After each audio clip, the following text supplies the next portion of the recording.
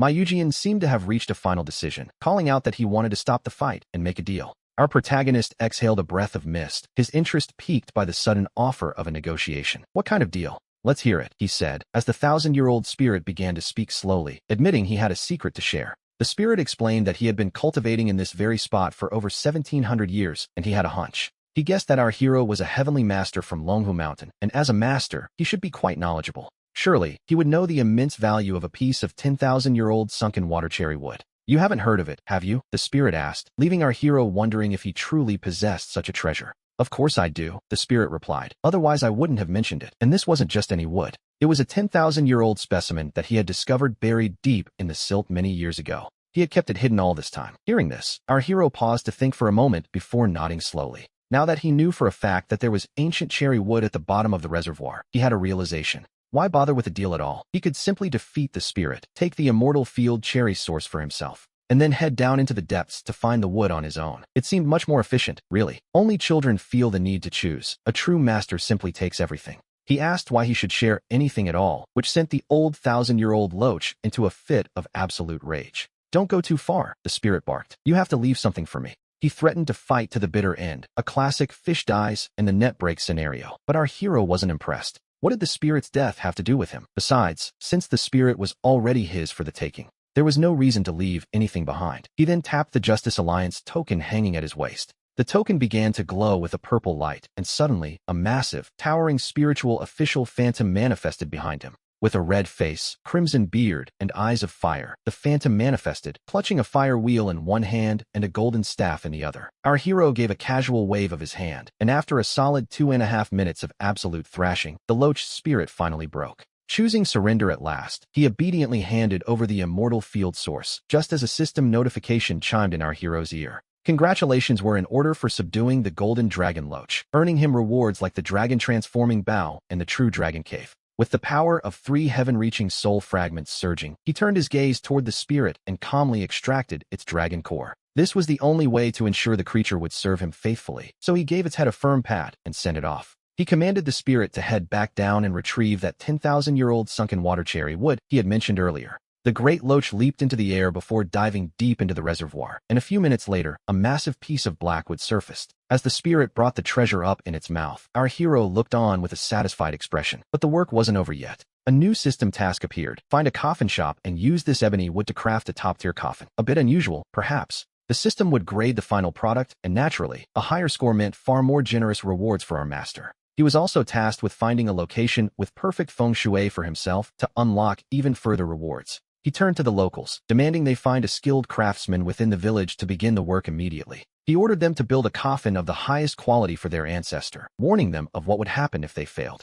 The 3 ghost kings broke into a cold sweat, nodding frantically in agreement. To be honest, they knew better than to argue. He then looked back at the golden dragon loach, who was looking quite pathetic after the beating and the loss of its core. Since they were all on the same side now, he told the spirit that as long as it behaved, things would go well. With a single finger, he manifested the dragon transforming bow technique as a golden light, shooting it directly into the spirit's consciousness. The loach's face lit up with pure ecstasy, realizing this technique could significantly enhance its cultivation and power. It would accelerate its transformation, giving the spirit a genuine chance to finally ascend into a true 5-clawed dragon. After hearing this, the loach immediately bowed low, declaring that the ancestral master's grace was as vast as the heavens. He swore he was willing to go through fire and water, or even sacrifice his very life, to serve his new master. The creature's awareness was surprisingly high, and seeing this, our hero gave a small, approving nod. Yes, a wise choice. He told the spirit that since it had officially joined his sect, things would change starting today. From now on, its name would be Xian-Tu, sharing the same generation rank as the current celestial master. The loach listened to the Taoist name bestowed upon him, but deep down, he couldn't help but frown slightly. To be honest, he found the name a bit rustic. He had spent 1,000 years evolving from a simple loach. He had worked his whole life to escape his earthy origins, only to be named Tu, which literally meant earth. But then, our hero reached out and produced 2 items, the Golden Dragon Claw cultivation technique and a single drop of true dragon blood. He noted these would be beneficial and were now his to keep. The moment these treasures appeared, the air grew still. The loach gasped in shock. Suddenly, the name Xian-Tu didn't sound earthy or plain at all, not in the slightest. In fact, he decided his descendants for generations to come should all be named Tu, Qing-Tu, Yuan-Tu, or Xian-Tu. Even Ming Tu or Run Tu sounded perfect now. The name suddenly felt full of spiritual energy and prestige. This wasn't just a master. This was practically his own father. Ignoring the spirit's excitement, our hero turned his attention to his reward, the 10,000 soul banner. As the saying goes, if you don't work hard at cultivation, you'll end up as brothers inside that very banner. He began refining it. Meanwhile, we follow the three ghost kings as they arrive at a place called Changle Village, where a young man stood waiting. The youth, named Wang Hao, had just stepped out of a foot massage parlor with a lingering look of pure satisfaction on his face. He turned around, wondering who would be bored enough to bring their whole family out to scare people in the middle of the night. But a second later, reality hit him, and he began frantically kowtowing for mercy. The eunuch ghost king watched him, utterly speechless. He told the boy to look up, as he had a few important questions to ask about this particular village. The eunuch ghost king asked if there was a place nearby that made coffins. Panicked, Wang Hao stammered that there was. He explained that a man named Zhang Bui lived there, a veteran carpenter with over 30 years of experience. He was known for making the best coffins in the region, so the eunuch ghost king grabbed Wang Hao and told him to lead the way. They soon arrived at the carpenter's house. Inside, Zhang Bui and his wife were enjoying a quiet, playful moment in bed. Suddenly, the sound of their front door being smashed open echoed through the house. Furious, Zhang Bui threw on his clothes and stormed out. He demanded to know who dared to kick down his door, but the words died in his throat the moment he saw the three ghost kings. His legs turned to jelly instantly, and his temper vanished, replaced by a sudden, desperate politeness toward his neighbor. He shakily asked who these three gentlemen were. Wang Hao, trembling just as much, explained he had brought some customers over. He claimed they were here to commission a coffin. Upon hearing this, Zhang Bui felt his vision go dark with pure dread. In his mind, he was already cursing Wang Hao's ancestors. He had always treated the young man well, or so he thought. And yet, the moment ghosts appeared, Wang Hao brought them straight to his door. The eunuch ghost king, meanwhile, looked around with clear disdain. With a flick of his sleeve, he produced a massive block of ebony and dropped it in the yard. Zhang Bui rubbed his eyes in disbelief. He realized this was golden silk nanmu that had undergone 10,000 years of high-pressure carbonization underwater and silt. He had never seen such high-grade wood in his entire life. The Ghost King gave him exactly 1 day to finish the job. They would return for the coffin then. If it wasn't perfect, the consequences would be dire. With that, the three spirits drifted away. Zhang Bui grumbled as he put on his work clothes. Normally, it took at least 3 days to build even a basic coffin. To craft one from top-tier ebony in a single day was nearly impossible. He turned to Wang Hao, wondering why he was still standing there. He told him to fetch every carpenter in the village. If they didn't finish, the whole village would be hosting a funeral feast. As they worked, Zhang Bui's son, Zhang Wei, returned home looking miserable. 2 months ago, he had left for Macau to make his fortune. Instead, he had gambled away half of his father's life savings. Now, he was back, and the first thing he did was ask for more money. The young man demanded 200,000, causing Zhang Bui's eyes to bulge in shock. How much? 200,000. Even if he worked his carpenter's plane until it threw sparks, he wouldn't earn that much in a lifetime. Furious, he kicked his son out. But the debt collectors were still waiting at the village entrance. If Zhang Wei didn't produce the money, they would leave him crippled. While Zhang Wei was plotting to sneak back in and steal some cash, he suddenly spotted the ebony coffin sitting in the yard. Having grown up in a family of carpenters, he knew instantly that this ebony was worth a fortune. His eyes lit up with greed. A bold, and frankly terrible, idea began to take shape in his mind. Meanwhile, Zhang Bui and several old carpenters worked all day. Their tools were practically smoking, but they finally managed to finish the high-grade coffin made from the precious golden silk nanmu. Just as they went inside for a quick drink, thinking the job was done, Zhang Wei and the debt collectors slipped into the yard. When Zhang Bui came back out, he froze in horror and collapsed to the ground as if he'd just received a death sentence. They hadn't just stolen a coffin, they had stolen his life. He quickly realized only his deadbeat son had the keys to the house. He pulled out his phone, screaming into it, "You little brat, where are you? Don't you dare screw over your own father like this." Elsewhere, our protagonist opened his eyes, his cultivation of the 10,000 souls complete. It was time to check on the coffin. In the blink of an eye, the princess arrived above the Zhang yard, treading on thin air as a chilling wind swept through the area. The eunuch Ghost King's voice echoed through the courtyard, demanding to know if the coffin for his master was ready.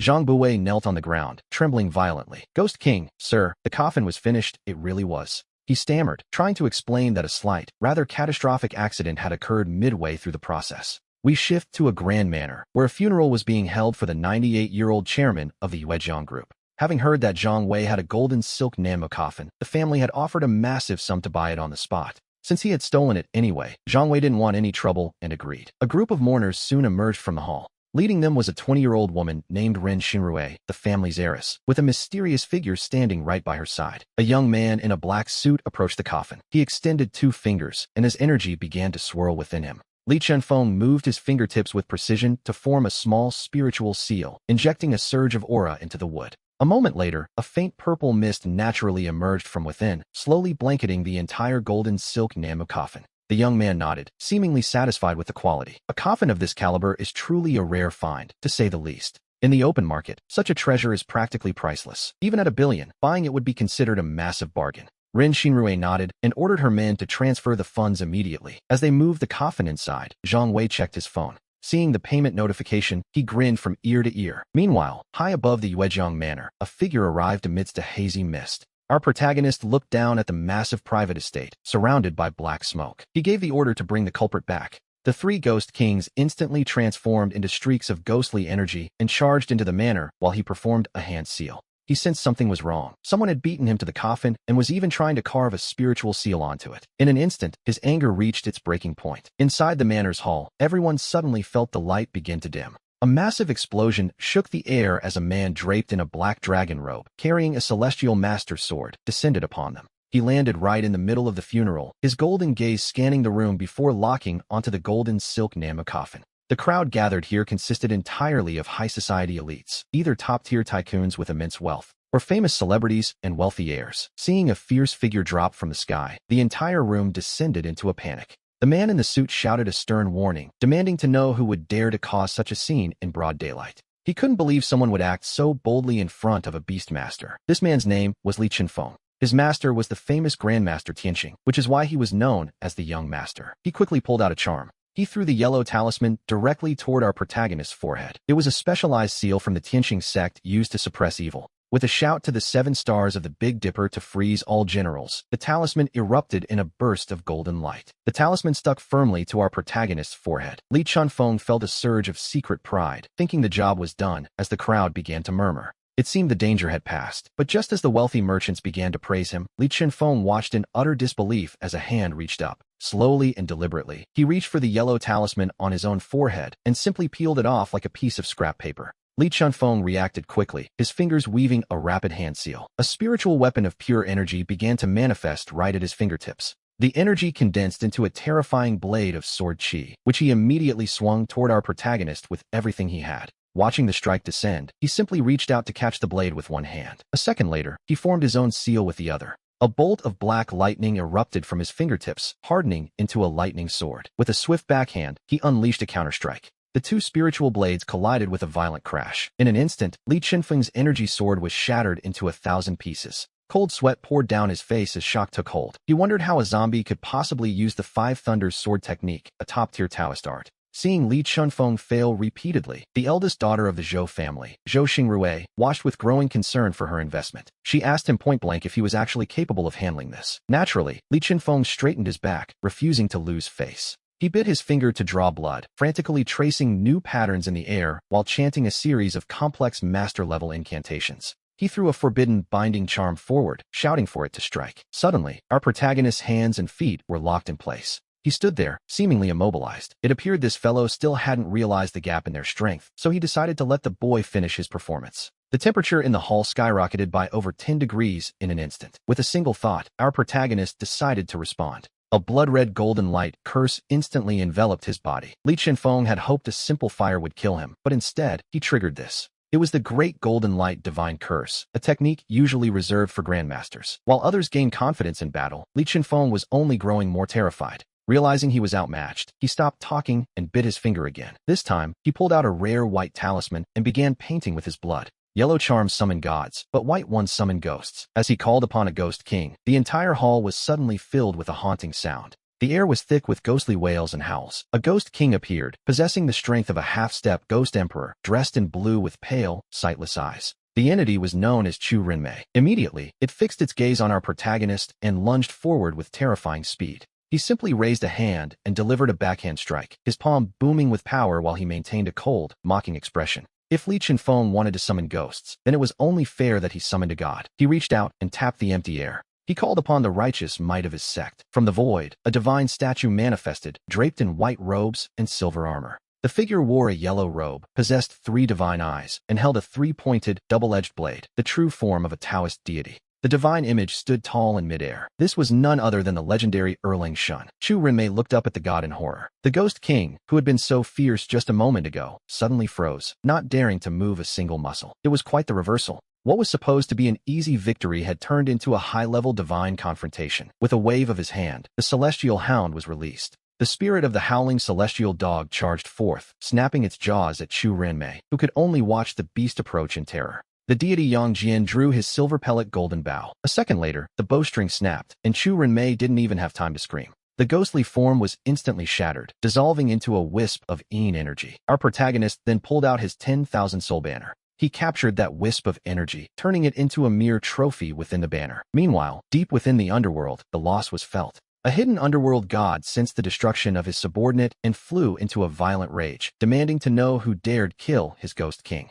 He immediately dispatched the Black Ghost Mother and Kayako to investigate. As these two powerful ghost kings appeared in the hall, Li Chenfeng nearly lost his mind with fear. He frantically whispered for them to leave, realizing this was no place for them to linger. But he was too late. The black celestial hound lunged forward once more, instantly snapping Kayako's neck with a single, brutal bite. Our protagonist gave the 10,000 soul banner a slight shake, ready to collect the next soul for his growing collection. We finally see why Li Chenfeng wanted them to run. Erlang Shun is a true deity. Even a ghost emperor would tremble in his presence. A ghost king stood no chance. Another silver pellet flew, and the black ghost mother was obliterated instantly. Talk about a short-lived appearance. The underworld god could no longer remain seated. Consumed by fury, he rose from the depths of the underworld and headed for the ghost gate. The underworld god stepped out, radiating a chilling aura, looking for all the world like a classic villain walking into a trap. They were practically delivering themselves to his door. Yang Jian raised his silver pellet bow as the deity charged forward once more. He aimed straight for the head. The underworld god finally saw Yang Jian's divine form and realized exactly who was dealing out this carnage. It was the legendary Erlang Shun himself. Recognizing the true identity of our third-generation celestial master, the god instantly panicked. He dropped to his knees, begging for mercy and pleading for the celestial master to spare his life. He claimed to be a guardian official serving directly under Ksitigarbha, the bodhisattva of the underworld. He begged them not to strike, hoping his master's reputation would protect him, and who could blame him for trying? Hearing this, Yang Jian lowered his bow, showing a bit of professional courtesy. The underworld god bowed in gratitude, relieved to be alive. He vanished instantly, not daring to stay a second longer. Li Chenfeng watched his protector flee and felt his heart sink. He was utterly terrified. He noticed that a small array had already been carved onto our protagonist's precious golden silk ebony coffin. The moment the array formed, our protagonist delivered a backhand slap to Li Chenfeng's face, sending him flying over 10 meters away. He really didn't know when to quit. Next, our protagonist reached into the coffin and hauled out the body of Zhou Yuejiang. The old man was dead, but he had built his real estate empire on a mountain of dirty deeds. His soul was ripe for the taking. He pulled the soul into the 10,000 soul banner, then swept his sleeve to store the ancient ebony coffin within his spatial dimension.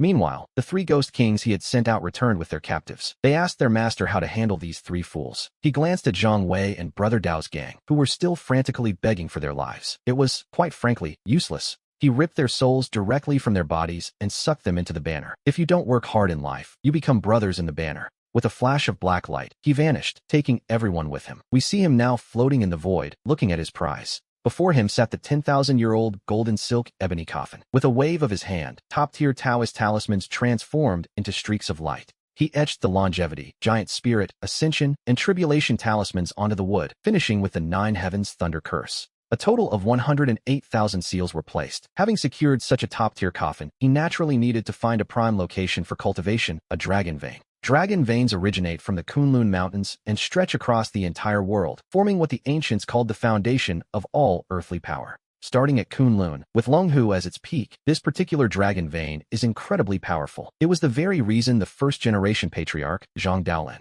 chose Longhu Mountain to build his altars and refine his elixirs. Its feng shui is so perfect that it has stood firm for 2,000 years. The incense offerings there have never ceased. Using the knowledge and experience of his current body, finding a sacred spot on the dragon vein was simple enough. It was, quite frankly, child's play. He stood atop the head of this 1,000-year-old golden dragon spirit, and a second later, it carried him away. They vanished into the sky at incredible speed. Meanwhile, on the other side of things, the monks Yuan Kong and Liaozhen had returned to the Fazhong Temple. The more they thought about their defeat, the more they couldn't swallow their pride, so they sent a message. They contacted the highest-ranking monk in the Buddhist world today, Grandmaster Kunlun. Inside the cave of 10,000 Buddhas, after 10 long years, Grandmaster Kunlun finally emerged from his seclusion. At 97 years old, he had reached a brand new realm and could feel the truth of the world. Kunlun spoke slowly, asking if everything in the temple had been well during the decade he was away. Liaozhen replied respectfully, telling his master that during those 10 years of meditation, Everything at Fazhong Temple had remained the same, and the grounds were very peaceful. As he listened to the report,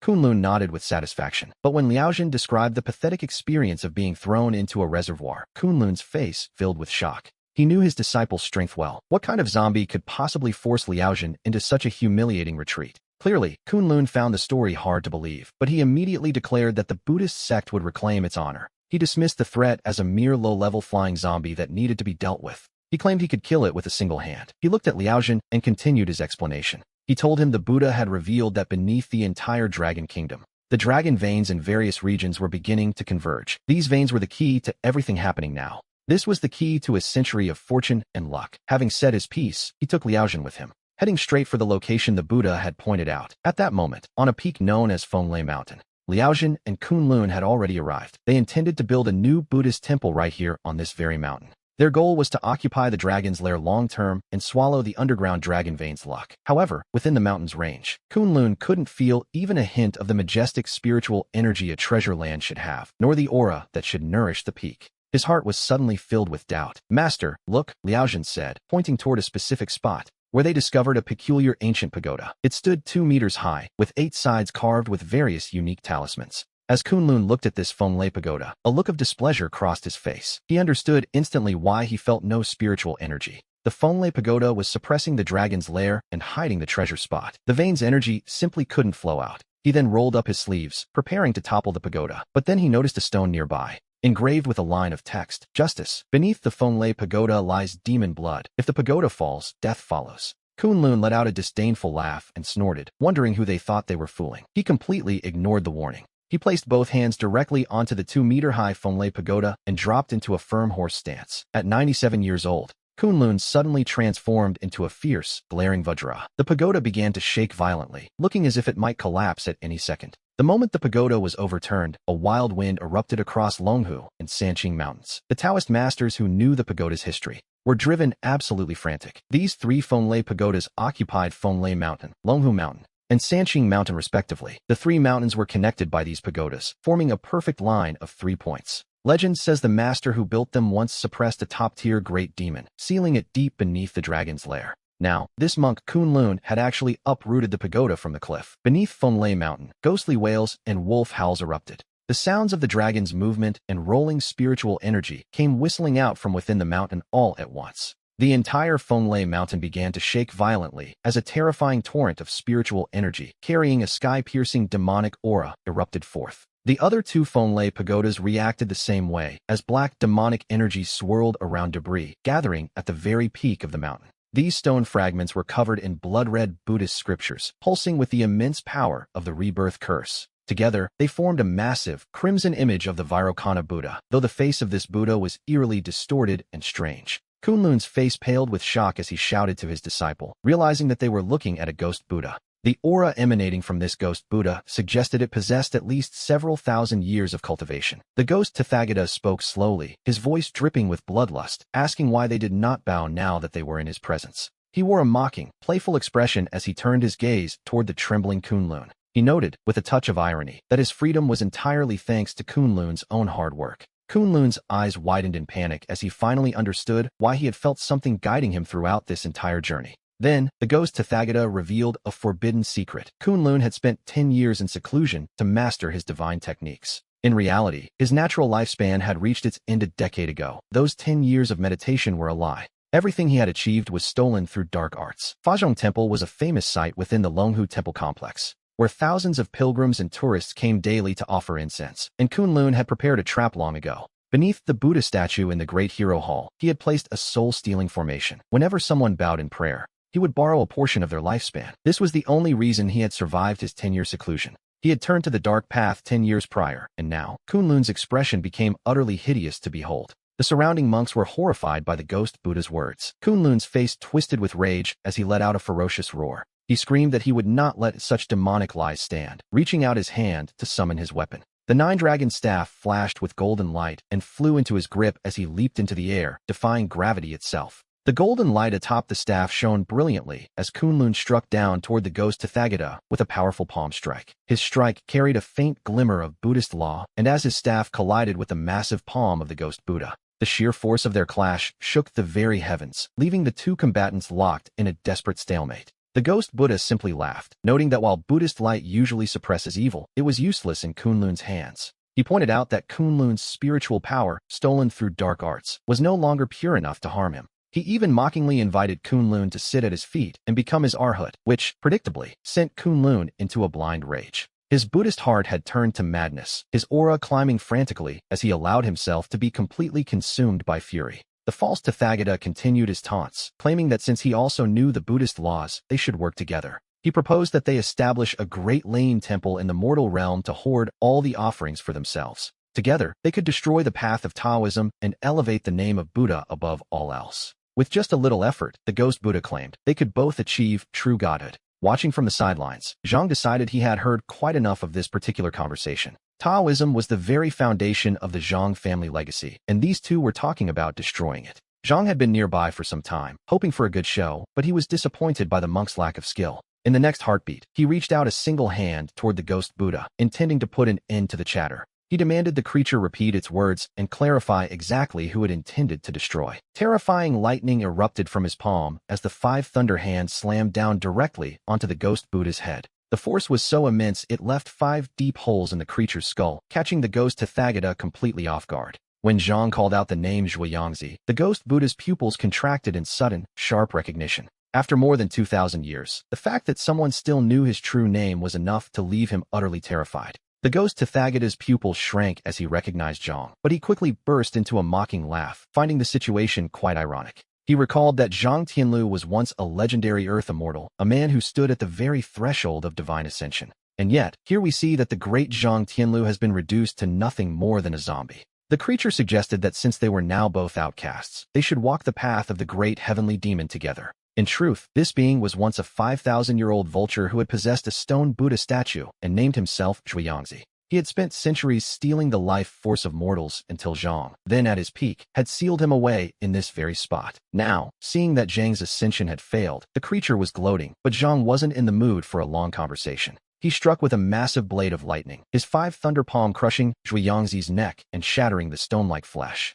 The creature's head was nearly cleaved in half, and as the battle raged above Mount Fenglai, Kunlun decided it was time to flee. With a single thought, Zhang invoked the Celestial Master's command, calling upon the power of the Fenglai Pagoda. The pagoda erupted with a brilliant violet light, and as Zhang's fingers moved through the hand seals, a bolt of heavenly lightning descended. The Fenglai Pagoda soared into the sky, joined by 2 other pagodas from Mount Longhu and Mount Sanqing that came whistling through the air. The 3 pagodas converged, slamming down to suppress Kunlun instantly, a brief, albeit necessary, distraction from the main event. We return our focus to Zhueyangzi, who, despite his injuries, used his 10,000 years of cultivation to restore his body instantly. During his 2,000 years of imprisonment, he had siphoned the energy of the dragon veins to forge an indestructible Buddha form. Once restored, Zhueyangzi pointed a finger at Zhang, claiming that while his physical body might be invincible, his soul was not. Zhang simply waved his sleeve in response, showing that he was far from concerned by such a bold statement. 9 miniature violet swords flew out, instantly forming a complex sword array that circled the false Buddha. The array locked down every possible path of escape, leaving the creature trapped as Zhang noted how little had changed in 2 millennia. He told the creature it was still as arrogant as ever, and asked if it truly believed he lacked the means to kill it. Zhang immediately unleashed a sword talisman, and the array erupted in a collective hum, beginning a frantic, strangling assault on Zhueyangzi. Zhueyangzi simply pressed his palms together, standing suspended in the void as his golden spirit form radiated a blinding light. Claiming to be eternal and indestructible through 10,000 tribulations, he burst into a mocking laugh. He told Zhang his flying swords were useless, but Zhang didn't care to waste words on a mere monster. Realizing talk was meaningless, Zhang directly activated the 9 Thunderbow swords, sending them whistling with heavenly lightning toward the creature's spirit. Though the strikes left marks on the spirit form, Zhueyangzi's power far exceeded what it was 2 millennia ago, after a long struggle. The attacks seemed like mere scratches, only severing a single leg that healed instantly before Zhueyangzi struck back with a massive palm.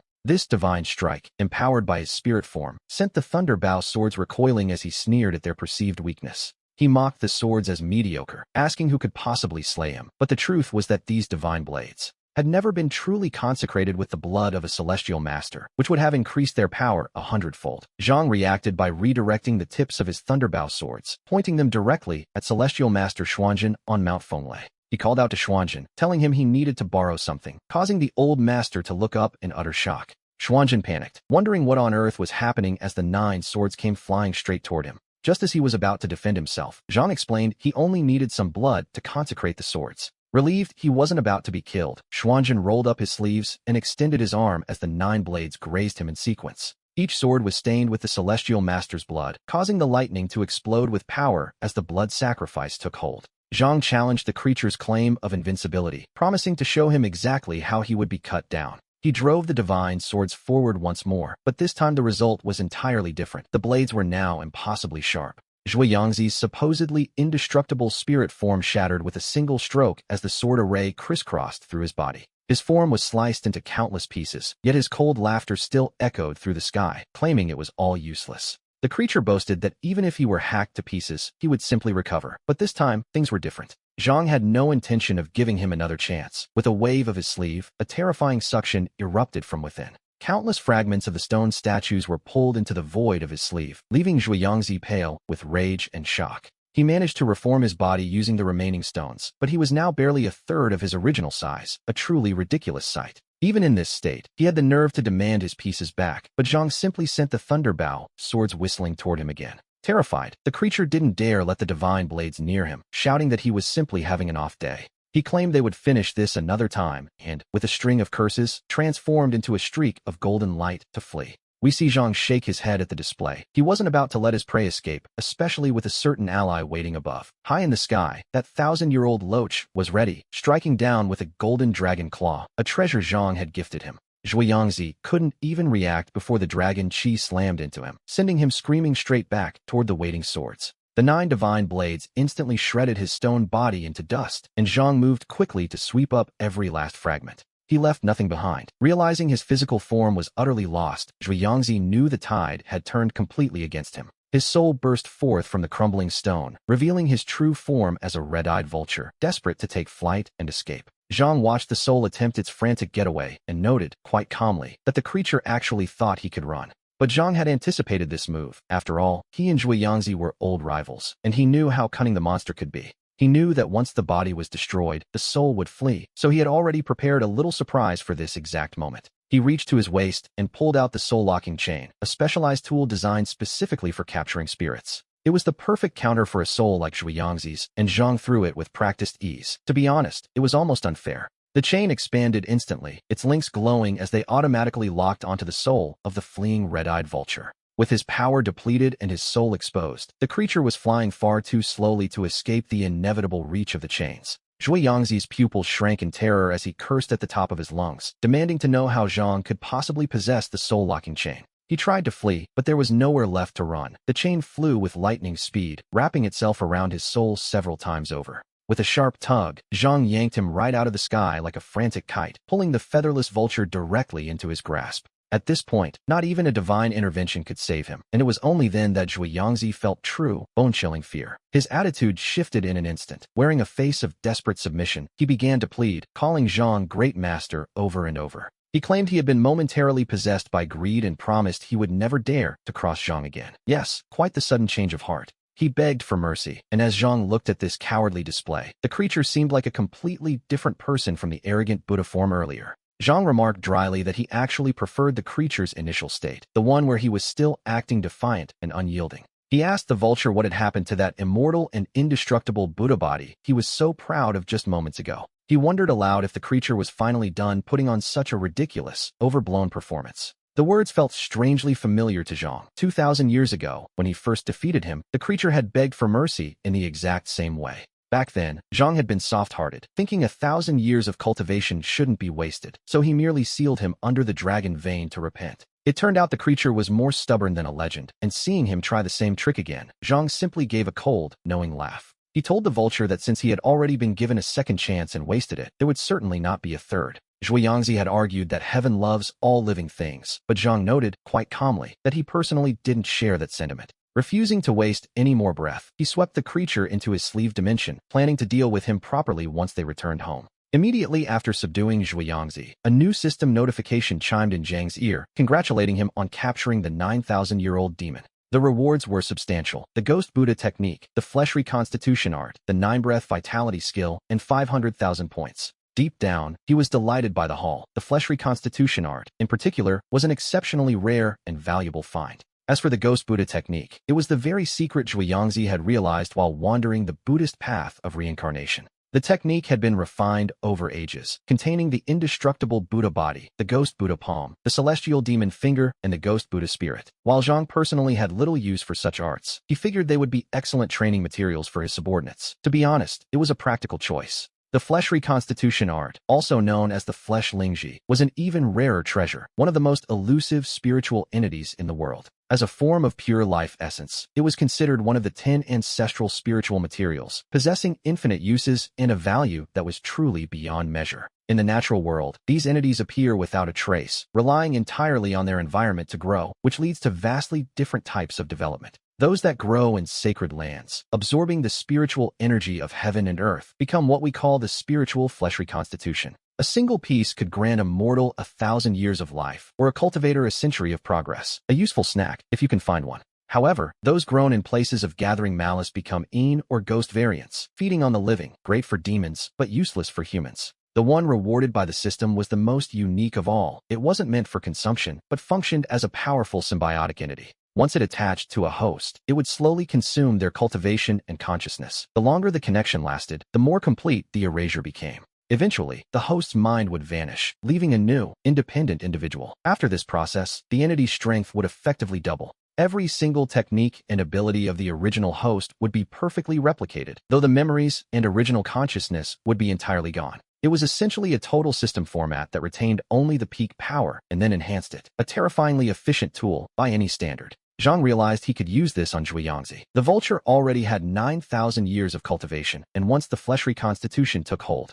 and his consciousness was fully merged and replaced, Zhang would gain a perfectly loyal and powerful servant. Zhuangzi was already at the peak of his power, but combined with this entity, he would become a top-tier Earth-rank guardian. We are talking about a creature with nearly 20,000 years of accumulated power, a formidable ally, to say the least. No one could guess what Zhang was planning. When the monk Lejin saw him, his legs went weak with a fear he couldn't hide. He would never forget the time Zhang threw him into the reservoir to feed the eels. He had hoped his master would help, but his master was now sealed. With his master suppressed under the tower, Lejin could only shrink back, barely daring to breathe, as Master Xuanjin stepped forward to bow. Xuanjin stepped forward to greet the ancestor. Even though they had clashed several times before and Xuanjin had been thoroughly humbled, he realized that Zhang, despite his transformation, retained his sanity and looked after his juniors. Bowing first was simply the wise move. Seeing the heavenly master of Longhu Mountain kneeling, the Taoist masters from Sanqing Mountain followed suit. Longhu Mountain was, after all, their ancestral home. As for Zhang, he was their grandmaster. None dared to refuse him. He glanced at these Taoist descendants, but didn't say a word.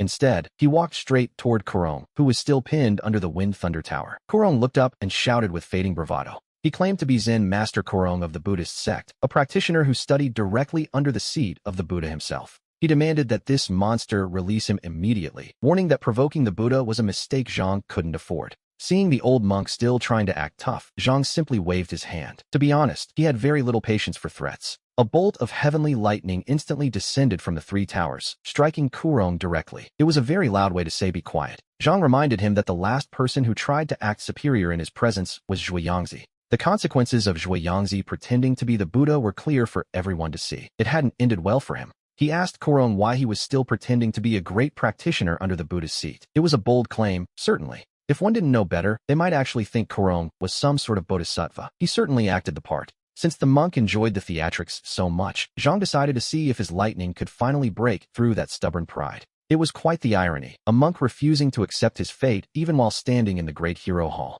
He had been meticulously siphoning the life force of others to extend his own, accepting the kowtows of pilgrims while defying heaven's will. Zhang spoke plainly, asking if the monk truly thought he feared the Buddha. Even if the Buddha of the Western Heaven appeared today, Zhang doubted he would even dare to move against him. Even if Zhang struck the monk down right in front of him, the Buddha would likely thank him for cleaning up the sect, especially when dealing with such a corrupt, wicked monk. In fact, even if it were an orthodox high monk of the Buddhist sect, Zhang felt he could still deliver a few slaps if needed. Zhang made it clear that even a high monk would have to take his punishment quietly. He told Kurong to stop the nonsense. Since Kurong's path as a monk was effectively dead, Zhang suggested he shouldn't bother going back, but follow him instead. he decided that Kurong would be the one to inherit the Ghost Buddha technique that had belonged to Zhuangzi. As it happened, Zhang was in need of a subordinate to carry his coffin, and he felt the monk had a certain destiny with the Taoists. And so, he declared he would convert Kurong into his sect today, specifically to serve as his personal coffin bearer. He reached out and grabbed the charred, skeletal monk, pressing a finger to his forehead to seal a purple lightning mark into his soul. It was a simple arrangement. If Kurong didn't listen, the lightning mark would detonate on the spot, which, naturally, was a powerful incentive. With his life hanging by a thread, the skeletal monk was forced into service, his previous arrogance vanishing instantly. Deep down, Kurong knew he had no other choice. If the Buddhist sect ever learned of his crimes, they would have executed him themselves. His own followers would never forgive him either, so being claimed by Zhang was, ironically, his only way to survive. After dealing with the monk, Zhang turned his gaze toward the remaining Buddhists and asked why they hadn't left yet. He wondered aloud if they were waiting to be sucked into his myriad soul banner, which was already swirling with dark energy in his palm. The restless spirits within the banner made their hearts race with terror, fearing they would be the next souls added to the collection. They fled in a pathetic scramble, and once they were gone, Zhang turned to Xuanjin and told the Taoists it was time for them to leave too. He informed them that he would be keeping the 3 Wind Thunder Towers for himself. He then announced that Wind Thunder Mountain would become his personal sanctuary, asking if anyone had an objection. Xuanjin and the masters from Sanqing Mountain shared a look before bowing in unison. After all, Zhang had forged those towers himself. Since the artifacts were originally his, they couldn't argue with them returning to their rightful owner, nor did they dare to. To be honest, Zhang wasn't really asking for their permission. He was simply informing them of how things were going to be. The Taoists were actually relieved he was settling down in one place instead of causing trouble elsewhere, so they quickly accepted his command. As the crowds finally dispersed and the mountain grew quiet, Zhang began to circulate the 36 techniques of Yin Tiangang to calculate the perfect alignment. The system panel flickered to life, asking him to confirm Wind Thunder Mountain as his new sanctuary. He confirmed it immediately, completing the binding process. A notification chimed in his mind, congratulating him on finishing the mission to find a geomantic treasure land to serve as his personal lair. His rewards were substantial: the Qianyuan Earth-Shrinking Technique, an upgrade to his Zhejiang Divine Fire, and a generous 100,000 points. With another task checked off his list, he wasted no time extracting the rewards, starting with the Qianyuan Earth-Shrinking Technique from the Tiangang set. This skill allowed him to cross vast oceans as if they were puddles and shrink 1,000 miles into a single step right before his eyes. To be honest, it was far superior to his current movement techniques, which could only condense a single kilometer into a stride. The Tiangang version could shrink 10,000 meters instantly and would only grow stronger as his cultivation rose. Next, we see the Zhejiang Divine Fire. As one of the 12 primordial fires, its power was immense, rivaling the legendary Samadhi True Fire once it was fully refined. In this world, flames are ranked strictly, while Samadhi is considered second tier. Fires like the Solar True Fire sit at the very top. This Zhejiang Divine Fire occupied the absolute peak of that second tier. Mastering even a single spark would make him nearly invincible in the mortal realm. He tucked these rewards away for later, deciding to focus on his cultivation once the immediate dust had settled. But first, there was more pressing business. He raised his hand and forced the Ghost Buddha technique of Zhuangzi directly into Kurong's mind. The monk let out a long, weary sigh, realizing he was now stuck on a sinking ship with no way to climb back off. Left with no choice but to follow Zhang, he watched as the master reached into his sleeve to release the shattered remains of Zhuangzi's demonic statue. With a wave of his hand, Zhang began to reconstruct the broken stones, restoring the Ghost Buddha statue to its original, ominous form. Next, he produced a reward called the Flesh Tai Sui, a soft, pale pink mass of meat that pulsed and wiggled rhythmically in his palm. He placed the strange substance onto the stone statue. Sensing the dark energy within the rock, the meat began to devour it with a frantic hunger. It quickly spread out like a massive, fleshy shroud, wrapping itself tightly around every inch of the stone figure. By the time it finished consuming the essence, the cold stone had been transformed into a living, breathing Buddha of flesh. Only then did Zhang pull out his next item. Next, we see the soul of Zhuangzi, still tethered by the soul shackles and completely unaware that his end is near as Zhang holds him firmly. The moment he spots the flesh Buddha, he recognizes it as the Flesh Tai Sui and begins to struggle frantically, screaming for mercy. Zhang ignores the pleas entirely, shoving the soul directly into the body of the flesh Buddha, knowing the Tai Sui has absolute suppression over spirits. Even with his vast abilities, Zhuangzi has no hope of escape and can only wait to be slowly devoured and refined while Zhang watches. He observes as the Flesh Tai Sui begins to assimilate 9,000 years of cultivation, a process that, to be honest, will take quite some time.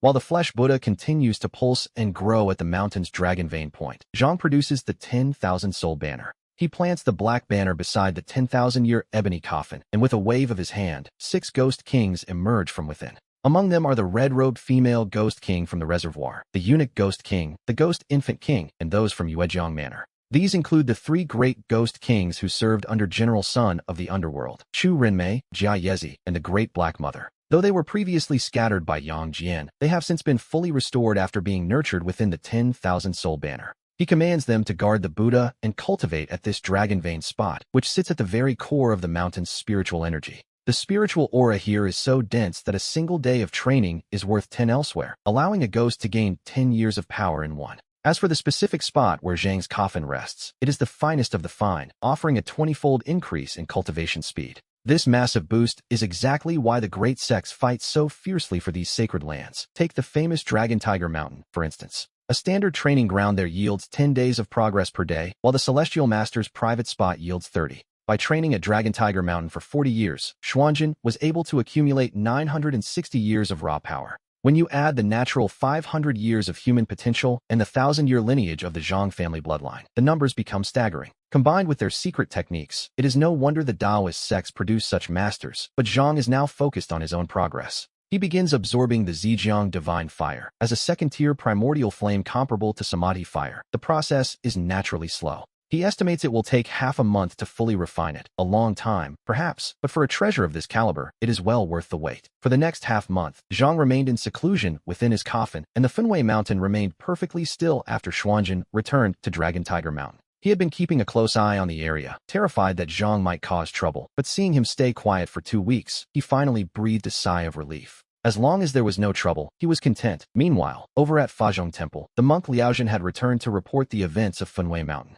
He told the abbot, Lixin, that Zhang had abducted the skeleton monk, but he conveniently left out the part about the skeleton monk's true nature. He also kept quiet about his own shameful role in maintaining the array, knowing that if the truth came out, he would be finished, especially since the skeleton monk held such high status. The skeleton monk was actually Lixin's senior uncle, so when the abbot heard his uncle had been taken by a renegade Taoist ancestor, he couldn't sit still. He immediately posted an official announcement on the Fazhong Temple website, tagging Dragon Tiger Mountain and issuing a fierce public accusation. The post claimed that Dragon Tiger Mountain was harboring a renegade ancestor who was acting willfully and had kidnapped a high-ranking monk. They demanded the release of Master Skeleton within 3 days, or else they would pursue legal action, which, to be honest, sounds a bit modern for ancient sects. They vowed not to tolerate this, and as soon as the statement was released, tensions between the Buddhist and Taoist factions reached a breaking point online. The news quickly shot into the top 10 trending topics, and netizens were absolutely losing their minds over the direct confrontation between these two giants.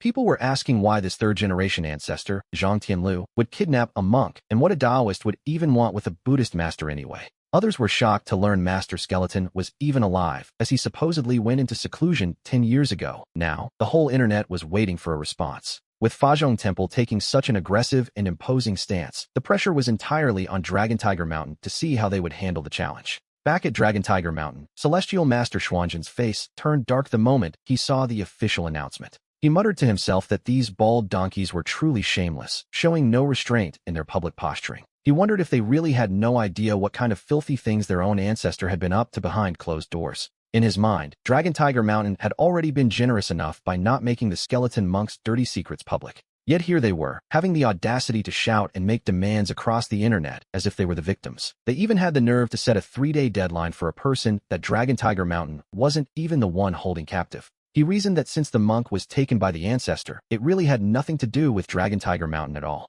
The man was currently at Fenwei Mountain. If they had the courage, they could simply go and ask for him themselves. Xuanjin wasn't about to indulge them, so he had the official account reply directly, regarding your temple's monk Kuron. He brought this upon himself and has received exactly what he deserved. The post continued, stating it was only right for their ancestor to capture him, and that their third-generation ancestor, who currently resides at Fenwei Mountain, is the one they should visit if they want their man back. This reply from Dragon Tiger Mountain made their stance crystal clear. If you want him, go get him, and stop shouting on the internet. Our ancestor caught him, and we have no obligation to help. Besides, they couldn't beat him anyway, so they'd have to handle the confrontation themselves. As for the legal threats, Dragon Tiger Mountain wasn't afraid. They had their own professional legal team. After all, they challenged the temple to produce actual evidence of kidnapping. The moment this reply went live, netizens were absolutely losing it over the sheer audacity and dominance of the response. The attitude was incredibly tough, giving no face at all by telling them to go to Funway Mountain themselves. However, the claim that Kurong deserved it left people wondering what had actually happened. Wasn't Kurong a high-ranking monk? Perhaps Dragon Tiger Mountain was just protecting their renegade ancestor.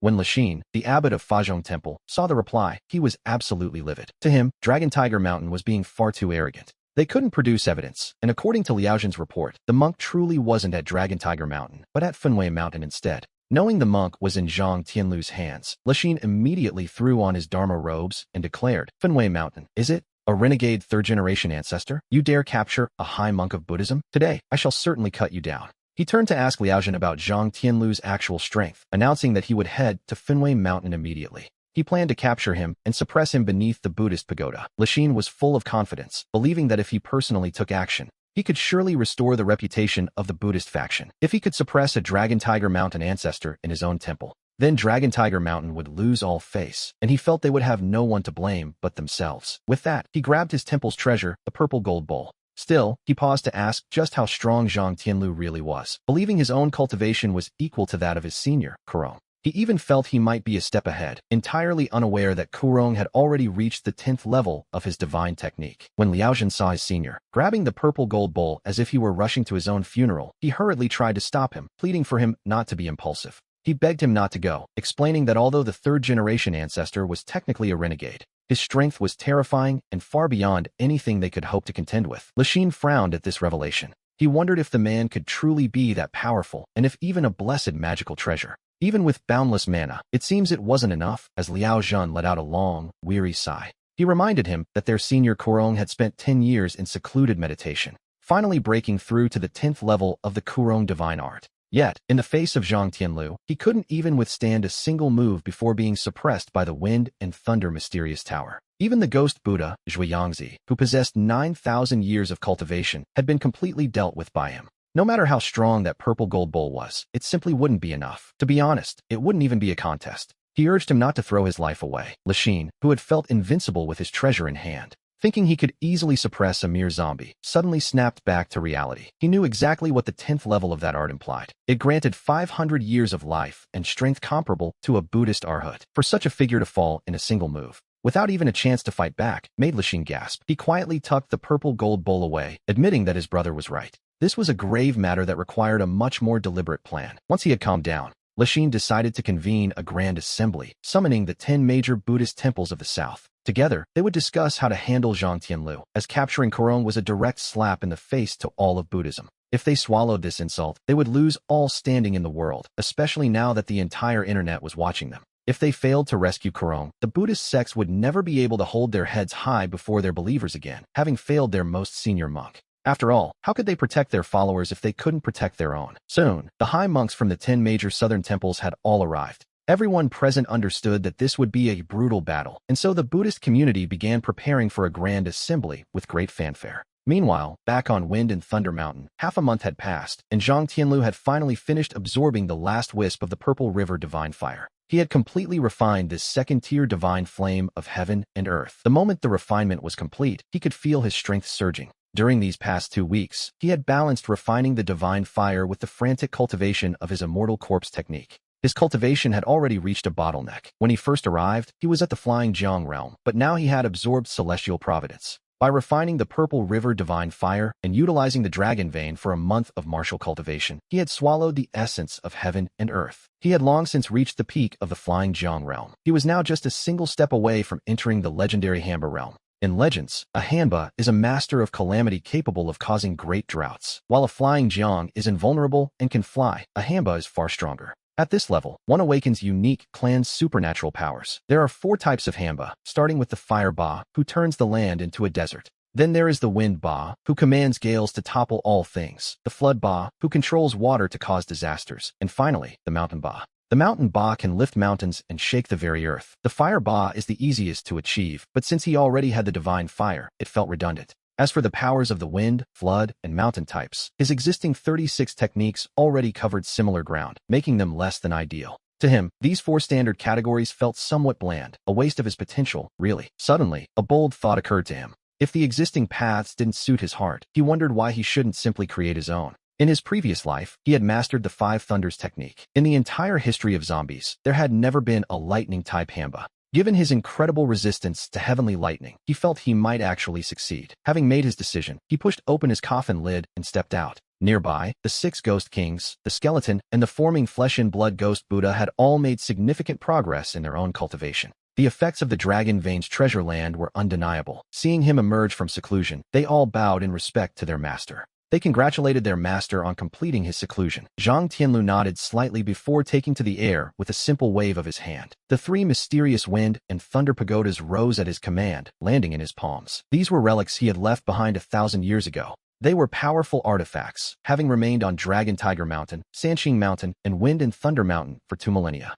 Blessed by the Dragon Vein for centuries, their power had grown immense. After reclaiming the 3 pagodas, we see them hovering before him. They pulsed with rhythmic flashes of lightning. To become a lightning Hamba, he knew he had to harness the raw power of natural heavenly thunder. To borrow that celestial force, he would need the assistance of these 3 pagodas. To be honest, it was a daring plan even for him. He immediately arranged the pagodas into a formation around himself, as countless array flags flew from his sleeves to mark the ground. They were planted densely within a 10-meter radius. In moments, the heavenly thunder array was set, and the preparation was finally complete. He injected a surge of spiritual energy into the pagodas. Immediately, 3 beams of spiritual light shot directly from the structures toward the heavens. Instantly, dark clouds began to roll across the sky, and the oppressive aura of a lightning tribulation descended upon the mountain. Looking up at the sky, he allowed his zombie aura to surge to its absolute peak, letting out a defiant roar toward the heavens. He challenged the clouds to strike him down. It was a bold move, but then again, he was never one for half measures.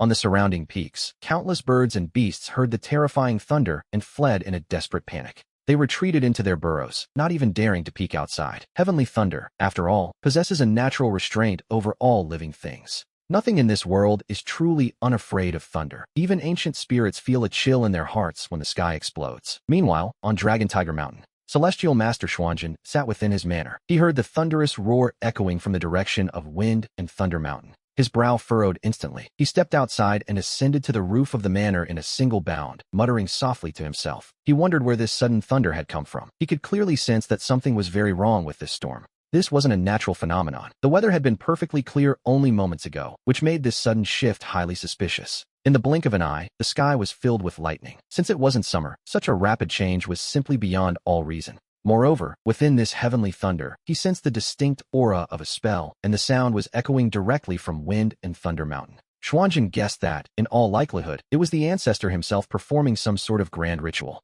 But the real question was why the ancestor, who should have been at peace, was doing this. Xuanzhen racked his brain, but he simply couldn't understand why anyone would summon heavenly thunder for no apparent reason. As it turned out, Zhang Tianlu had summoned the thunder specifically to strike himself. He stood atop his coffin lid, looking up at the sky with his hands behind his back, perfectly composed as he prepared to meet the celestial strike. Beside him, the 1,000-year mud puppet, the 6 Ghost Kings, and the flesh ghost Buddha watched the tribulation clouds gathering above. Every one of them was trembling with fear, having no idea what he intended to do. The mud puppet's face, already pale, turned even whiter. Now, hearing the roar of the thunder, his complexion became ghostly. Even the great black ghost mother's expression was instantly drained of all color by the sheer terror of the scene. To them, it seemed as though their master had completely lost his mind. To be honest, they weren't entirely wrong to worry. After all, he was a zombie, a creature of darkness and energy. Summoning heavenly thunder to strike oneself was nothing short of a suicide mission in their eyes. But they didn't realize this was exactly what he wanted. While they watched with hearts full of dread, he looked at the sky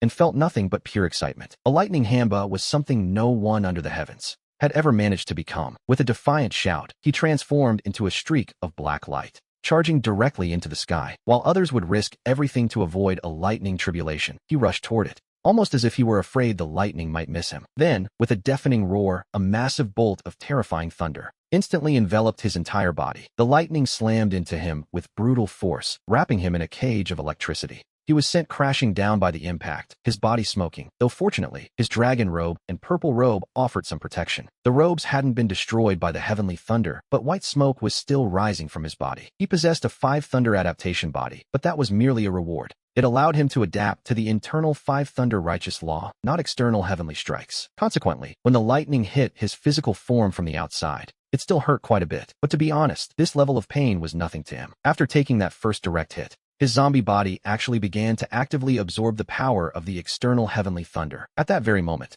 the force of the lightning began pouring into his physical frame, surging toward his dantian. We learned that if one cultivates a fire hamba, the corpse elixir becomes filled with fire essence. If it were a wind hamba, the elixir would be saturated with extracted gale force. Naturally, since Zhang Tianlu intended to become a lightning hamba, he had to absorb the power of heavenly thunder into his corpse elixir as it formed. By constantly compressing that celestial energy and forcing it to become one with the elixir to reach a state of divine unity, his transformation into a lightning hamba would finally be complete. Therefore, a single bolt of lightning was far from enough. Even as he stood there smoking from the impact, and his elixir felt the hammer blow of the electricity, a sensation both painful and exhilarating. He took a deep breath and charged at the sky again. He called for more. Atop Wind and Thunder Mountain, bolt after bolt of heavenly lightning roared down, slamming ruthlessly into his body. And with each strike, the power of the thunder became increasingly terrifying. The 6 Ghost Kings watched this scene, trembling with absolute fear. The 1,000-year mud puppet didn't even dare to breathe. To face a heavenly lightning execution with such hardcore intensity, one would have to be a truly ruthless individual. They never imagined that their master, the 3rd-generation celestial master, was not only cruel to his subordinates, but even more ruthless toward himself, actually chasing the lightning to be struck. The confused eyes of the 6 Ghost Kings were filled with horror. Deep down, they were likely cursing their luck. Looking back, they felt a lingering fear, wondering how they ever had the nerve to raise a hand against such a monster. They were suddenly very impressed by their own past courage. Meanwhile, our protagonist continued to endure the frantic bombardment of the heavenly thunder. His zombie body was scorched black and emitting white smoke, his skin covered in cracks. But through these repeated strikes, his physical form was being tempered into something far more terrifying. His corpse elixir was changing. The energy of the heavenly thunder absorbed time and again, hammered his body until the irregular shape of his elixir began to change. The frantic bombardment of lightning grew faster and faster. Xuanzhen's eyelids twitched uncontrollably as a deep sense of unease took hold. He muttered to himself, wondering if it truly was the ancestral celestial master undergoing a lightning tribulation. It seemed impossible. But even for a lightning tribulation, this was far beyond the realm of the ordinary. It was simply too terrifying. Does a tribulation really require so many strikes? The more Xuanzhen watched, the more overwhelmed he became by the sheer intensity. Eventually, his mind went blank. He didn't understand it and didn't want to see it. The thunder continued its relentless assault for hours. He was bombarded for an entire night. Throughout that time, the roar of thunder atop Wind and Thunder Mountain never once ceased. Finally, his corpse elixir took its true form. He opened his mouth, and a perfectly round bead the size of a longan fruit flew out. This was his corpse elixir. From its surface, the thick, dark energy of a top-tier zombie surged forth with incredible pressure. Yet, the power of heavenly thunder also coiled around it, creating a visual that felt deeply contradictory and strange. Somehow, these two opposing forces merged perfectly, a zombie infused with heavenly lightning. It was a sight both abstract and utterly absurd. He released the elixir into the air, a step known as sunning the elixir, intended to let it fully absorb the essence of heaven and earth. A newly formed elixir requires massive amounts of spiritual energy to nourish it. Once released, the surrounding essence began to stir.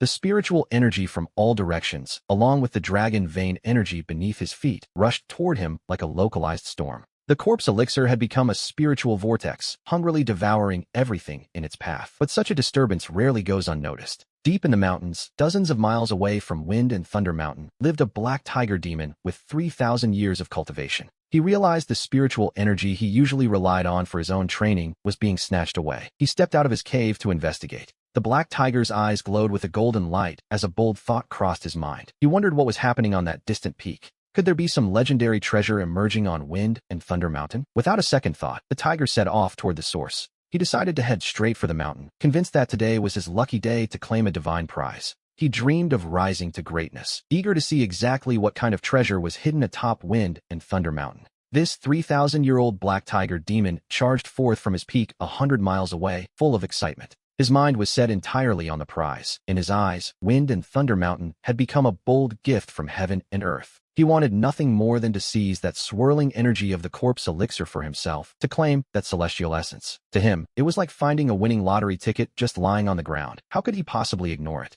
After all, consuming a single natural treasure can save a cultivator hundreds, or even thousands, of years of hard work. This was no laughing matter, and the black tiger had only one thought driving him forward. He was tired of the slow struggle and rushed toward the mountain. Interestingly enough, he wasn't the only one looking for a shortcut. He intended to snatch that heavenly essence away, viewing the phenomenon as a divine opportunity meant just for him. It was as if the world itself was offering up a prize, and he was determined to strike it down and take it. With the world seemingly in his favor, he continued his rapid journey toward Wind and Thunder Mountain. Sharing that same desire to avoid the long path of effort was a red python from another peak, boasting 2,500 years of cultivation. He too had sensed the aura of the spiritual vortex and was certain that a legendary treasure was about to emerge. And so, the massive red python also hurried toward the mountain, two great demons now converging on the same spot. Their demonic energy billowed along the way, and before long, they crossed paths at the foot of the mountain, knowing exactly what the other wanted. They understood their goals were identical, the treasure atop the peak. At that moment, both demons looked up at the sky together.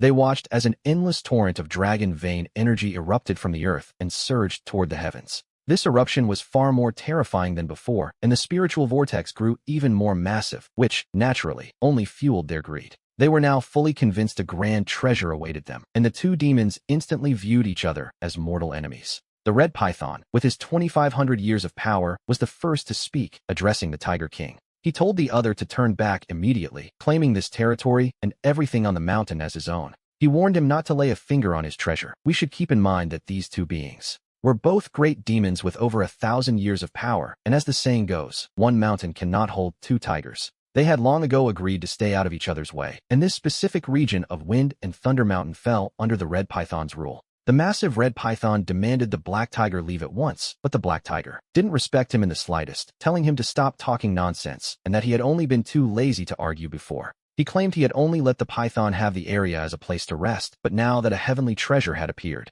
territorial boundaries didn't matter anymore, especially considering the python's inferior level of cultivation. He mocked the python, telling him to weigh his own worth before trying to face a king, and suggested he get lost while he still could. He threatened to turn him into a pile of mush, showing absolutely no intention of backing down. Instead, he ordered the python to clear out, leaving the 1,000-year-old serpent trembling with pure rage. The python flicked his tongue frantically and bared his sharp fangs, while the black tiger unsheathed his own massive, deadly claws. It was a clear display of power. Since neither would submit, a fight seemed inevitable, and the black tiger wasn't afraid at all. However, deep down, the red python knew his own strength was indeed a step below that of the tiger. Arrogant as he was, the tiger possessed 3,000 years of cultivation and even carried a trace of the divine white tiger's bloodline. In a true head-on collision, the python wouldn't just lose, he might actually end up dead beneath the tiger's paws. After weighing his options, the red python decided to swallow his pride for now, speaking in the ancient tongue of the demon race. He proposed that they both rely on their own skills, and whoever managed to seize the treasure first would keep it.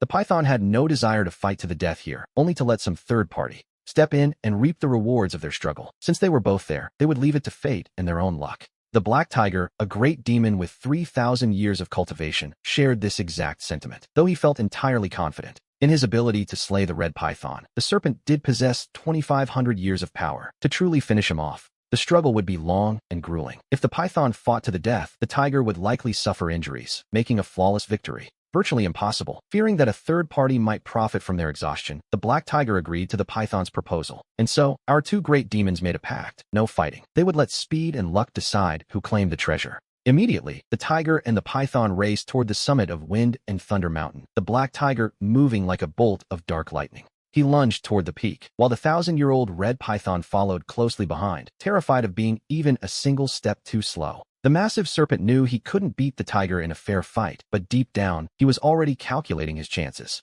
After all, a mere 500 years of cultivation separated them, a gap that a heavenly treasure could easily bridge. On the mountain path, two overwhelming auras were rapidly approaching. The 6 ghost kings were the first to notice these terrifying presences. Something powerful was charging straight for the summit. Our protagonists sensed the movement instantly. 2,000-year-old demons were closing in. He truly hadn't expected that enduring a lightning tribulation to become a Hanba would attract such formidable guests. It was quite absurd, really. These two clearly mistook his breakthrough for the birth of some legendary, world-altering treasure. He watched as his corpse core frantically devoured the dragon vein's energy and the essence of heaven and earth, creating a massive spiritual vortex. The core was tempered to its absolute limit. Finally, he completed the refinement process and officially stepped into the legendary Hanba realm. Just as he finished his breakthrough, a sound echoed from the path below the summit. A tiger's roar shattered the silence of the forest. With a single, powerful leap, the great black tiger landed directly on the peak. He stood right in front of our protagonist, glancing back at the python who was trailing 2 body lengths behind. He felt a surge of secret joy. The speed of the tiger clan was superior. After all, having left that giant serpent in the dust, he was certain of his prize. The heavenly treasure was surely his. But at the very moment the Black Tiger set foot upon the summit, he froze in complete disbelief. On the summit of Wind and Thunder Mountain, there was no heavenly treasure to be found, only a single coffin. We see a massive black banner, a ghostly Buddha of flesh and blood, and a lone zombie. And this particular zombie had just swallowed a corpse core into his belly. A zombie with a core, and that wasn't even the most startling part. The moment the Black Tiger charged up, the 6 ghost kings guarding the myriad soul banner vanished and reappeared, surrounding the 3,000-year-old Great Tiger instantly. The red python, following close behind, found himself just as trapped the moment he reached the peak. Our protagonist looked at these 2 uninvited guests and let out a soft, amused chuckle. He wondered why they had rushed up the mountain like madmen. What exactly were they looking for? What could possibly be on this peak that was so attractive to them? Surely, he thought to himself, they couldn't be after his own corpse core. He had only just condensed that core and successfully transformed into a lightning hamba. To be honest, he had been worried that no demons would show up to test his new strength, yet here these 2 were, running toward him with such enthusiasm. It couldn't truly be that they were aiming for his core, could it? A tiger demon with 3,000 years of cultivation and a python with 2,500. He decided that they had better be here to swear their loyalty to him. Because if not, he was certain that neither of them would be leaving this mountain today. As it happened, there were exactly 2 vacant spots left inside his myriad soul banner. He suggested they both stay behind. Dressed in imperial dragon robes, he stood with his hands behind his back atop the ebony coffin. His hollow pupils, which once glowed with golden light, were now swirling with arcs of purple lightning after his breakthrough to the Hamba realm. As the explosions continued to tear through the air, he turned his gaze toward the 2 great demons and asked a single question. He wanted to know why they had come. The Black Tiger and the Red Python, who had been so full of anticipation for a heavenly treasure, were now staring in total shock. After racing each other to the top, they realized there was no treasure here at all. It was clearly just an old zombie condensing a corpse core. That spiritual energy vortex from before, it was merely the core, absorbing the essence of heaven and earth. Furthermore, the aura radiating from this zombie was so powerful it made them choke. Even though both of them were top-tier great demons with nearly 3,000 years of cultivation standing before our protagonist, they felt like ants facing a titan, naturally inferior in every way. And as if that weren't enough, they were surrounded by his 6 ghost kings, each with 1,000 years of power. Those 6 alone would be quite a handful. Not to mention the true powerhouse overseeing it all. The Black Tiger, who had been so arrogant just a moment ago, instantly became timid and submissive. He turned to the red python beside him and whispered for him to speak first. The Black Tiger didn't dare open his mouth, so he pushed the red python forward instead. Under the heavy gaze of the 6 ghost kings, the red python was far too terrified to act out. He shot a hateful glare at the tiger, cursing him silently in his heart. 3,000 years of cultivation, and it seemed it had all gone to waste. Back down the mountain, the tiger had been threatening to kill him. Yet now that they had hit a real wall, he was forcing the python to take the lead. Where had all that bravado gone? With his skin crawling, the red python could only force himself to speak up. He stammered that he was simply passing by. At this point, he had no interest in heavenly treasures whatsoever. His life was on the line. What he thought was a gift from heaven turned out to be a trap, and a terrifying one at that. It was clearly his corpse core they were after. To think they dared to covet his power, it was a height of overconfidence, really. Our protagonist was quite dissatisfied with the python's answer. He introduced himself as Zhang Tiannu, the 3rd-generation purple-robed celestial master of Longhu Mountain. Now that he had settled here on this mountain to cultivate his core once again, he noted that his ranks were missing a powerful great demon to serve him, and he was in desperate need of a mount to carry him on his travels. Looking at the 2 of them, he wondered if they were truly a perfect match, perhaps even sharing a telepathic bond. It seemed they had come specifically to offer themselves up. He let out a smile, the kind only a zombie can manage. He stared them down with a look that was meant to be friendly. These 2 great demons, a python with 2,500 years of power and a tiger with 3,000. The red python's cultivation was actually significantly higher than any of his 6 ghost kings, making his individual combat strength far superior. In a one-on-one fight, he could likely handle 3 opponents at once. Having just settled on Fenglei Mountain, our protagonist was in dire need of capable subordinates. The red python would be quite useful for the dirty work and heavy lifting. As for the black tiger, with his 3,000 years of power and pitch-black fur, he even carried a trace of the divine white tiger bloodline. Even if that bloodline was thin, he still looked incredibly majestic, the perfect candidate for a land mount. If he were willing to submit, of course. Zhang Tiannu decided he could take him in. In the future, he could simply travel the world while riding atop a tiger. The 2 great demons shared a look, their eyes filled with nothing but reluctance. They had spent thousands of years in bitter cultivation, all to reach their current realm. Naturally, they wanted to be free and unfettered, not someone's lowly servants. To become a mere mount was, for them, an absolute humiliation. To be honest, they weren't going to agree easily. The black tiger let out a cold snort, asking what would happen if they simply refused to surrender. Upon hearing this, Zhang Tiannu's expression darkened instantly. If they weren't willing to submit, then they were enemies. And if that was the case, the solution was actually quite simple. He coldly suggested they could just enter his 10,000 soul banner instead. Inside that banner, there happened to be 2 vacant spots for the souls of thousand-year demons. If they didn't value their lives, they were more than welcome to try him. With a single command, the 6 Ghost Kings moved into action simultaneously. The plan was straightforward. Beat these 2 half to death first, and ask questions later. Each of the 6 Ghost Kings possessed over a millennium of power, and while individually weaker than the great demons, they moved as one. When they joined forces, the 2 demons found they couldn't gain any advantage at all. At that moment, Zhang Tiannu turned his gaze toward Monk Kurong and the Flesh Ghost Buddha. He asked them why they were just standing there, doing absolutely nothing. He ordered them to attack together. Since Zhang Tiannu had implanted a thunder wing into Monk Kurong's mind, the monk had no choice but to obey his every command. Over the past 2 weeks, he had been practicing Zhui Yangzi's Ghost Buddha technique. Now, transforming into a dark shadow, he charged forward, striking out with a Ghost Buddha palm aimed directly at the python's wings. The Flesh Ghost Buddha also followed orders. Although he hadn't fully consumed Zhui Yangzi's cultivation during the last half-month, he had absorbed nearly 80% of it and mastered the Master Buddha body. He unleashed a heavenly demon finger toward the Black Tiger and the python. With Kurong and the Ghost Buddha joining the fray, the battle became entirely one-sided. The 2 great demons were quickly overwhelmed, and Zhang Tiannu stood up. He let out a low shout, telling everyone to move aside. He was clearly annoyed that they were taking so long with 2 minor characters. He called them all useless and decided to handle it personally. With a flick of his wrist, a string of 108 heavenly thunderwood beads appeared in his hand. He swung them with a backhand motion, unleashing a bolt of purple lightning that slammed into the red python, sending the massive creature flying backward. The python let out a piercing, agonized scream as the intense pain surged through its entire body. Zhang Tiannu didn't stop there, immediately swinging the beads toward the Black Tiger. The tiger tried to struggle and counterattack, lunging toward him with desperate ferocity. The result was predictable. He was whipped straight to the ground by the beads. These were 10,000-year-old heavenly thunderwood beads, after all. He mocked the tiger for daring to charge at him. Looking at the Black Tiger foaming at the mouth on the ground, he let out a cold laugh. The Black Tiger was nearly unconscious, unable to withstand even a single strike. Nearby, the red python, having already tasted the whip,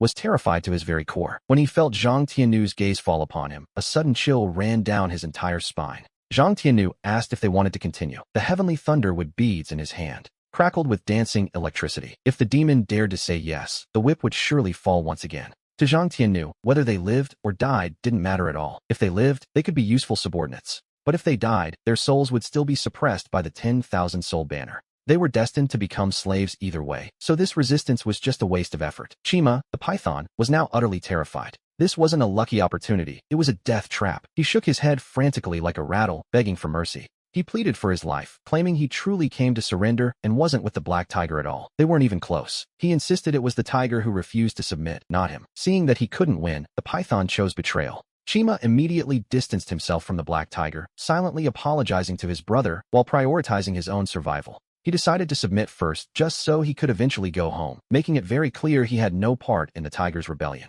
Deep down, he told himself not to feel guilty. It was better for one of them to survive than for both to perish. Zhang Tiannu watched the submissive Chima and nodded. After all, a wise man, or demon, submits to the circumstances. He commanded the python to hand over his demon core. Chima didn't dare disobey and immediately spat it out. After accepting the core and the python's loyalty, Zhang Tiannu turned his gaze toward the still unconscious 3,000-year-old Black Tiger. With a flick of his finger, a streak of purple river divine fire flew out, landing directly on the tiger's back. The divine fire instantly ignited the tiger's fur, jolting the great demon awake with a searing heat that no ordinary water could douse. The tiger froze in place as a large patch of fur was incinerated, and even the flesh beneath began to burn away. The wound became a bloody mess, and the Black Tiger rolled on the ground in agony, desperately crying out for the Taoist to stop. He begged Zhang Tiannu to withdraw his divine power, admitting his mistake over and over again. The purple river divine fire on his back was no earthly flame. It was impossible to extinguish. Without mercy, he would be turned to ash. The Black Tiger realized he had truly hit a steel wall. Since he was destined for slavery either way, he chose the path of less pain.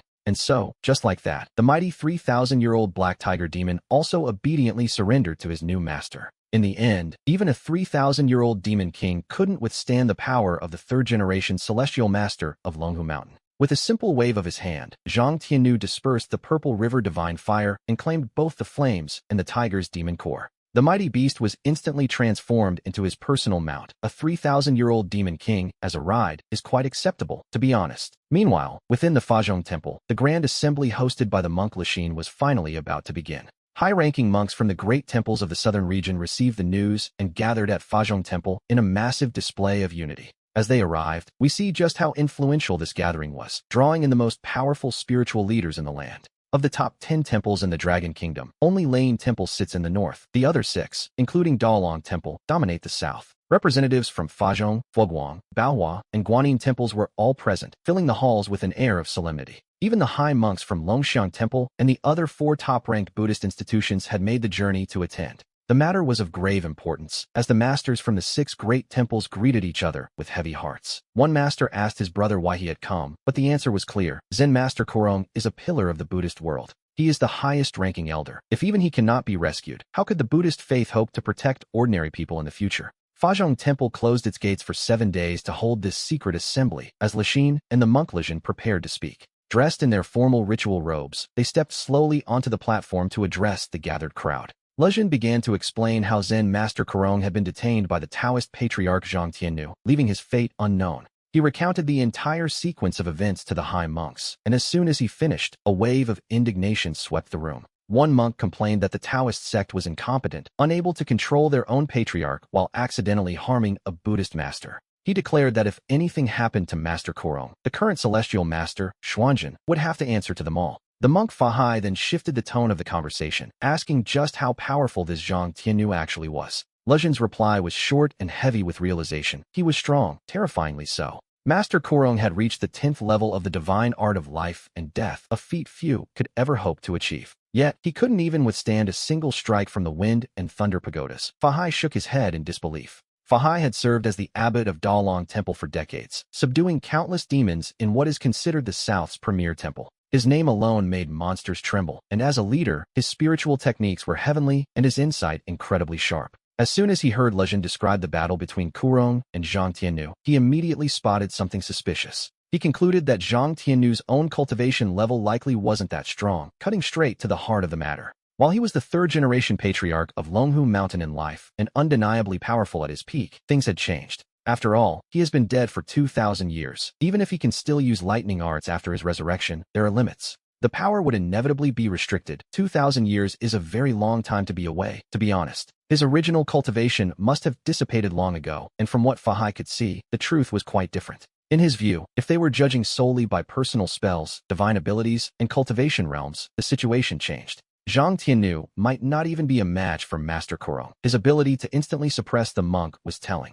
He wasn't relying on his own inner strength at all, but rather on the powerful magical artifacts in his possession. It was those 3 wind and thunder pagodas that truly suppressed Kurong, an observation that shifted the entire room's perspective. This statement caused the gathered abbots and high monks to nod in agreement, considering Kurong's mastery of the 10th level. It seemed impossible for him to be defeated so easily. Not even Abbot Wutian of the Northern Lane Temple could manage that. Zhang Tiannu must have borrowed the might of a treasure to win, just as the monk Lejin had described. Those 3 wind and thunder pagodas are surely top-tier Taoist artifacts. Master Kurong didn't lose in skill, but in equipment. Fahai gave a cold laugh, declaring that the little Zhang Tiannu was nothing to worry about. If he were still alive, perhaps things would be different. In that case, Fahai admitted he might have shown him some respect, but as it stood, he wasn't impressed. In his mind, a zombie who has been dead for 2,000 years was hardly something to be feared. He believed that anyone bold enough to strike a master of the Buddhist faith should be prepared for the consequences. Specifically, they should be prepared for their own life to be extinguished without a second thought.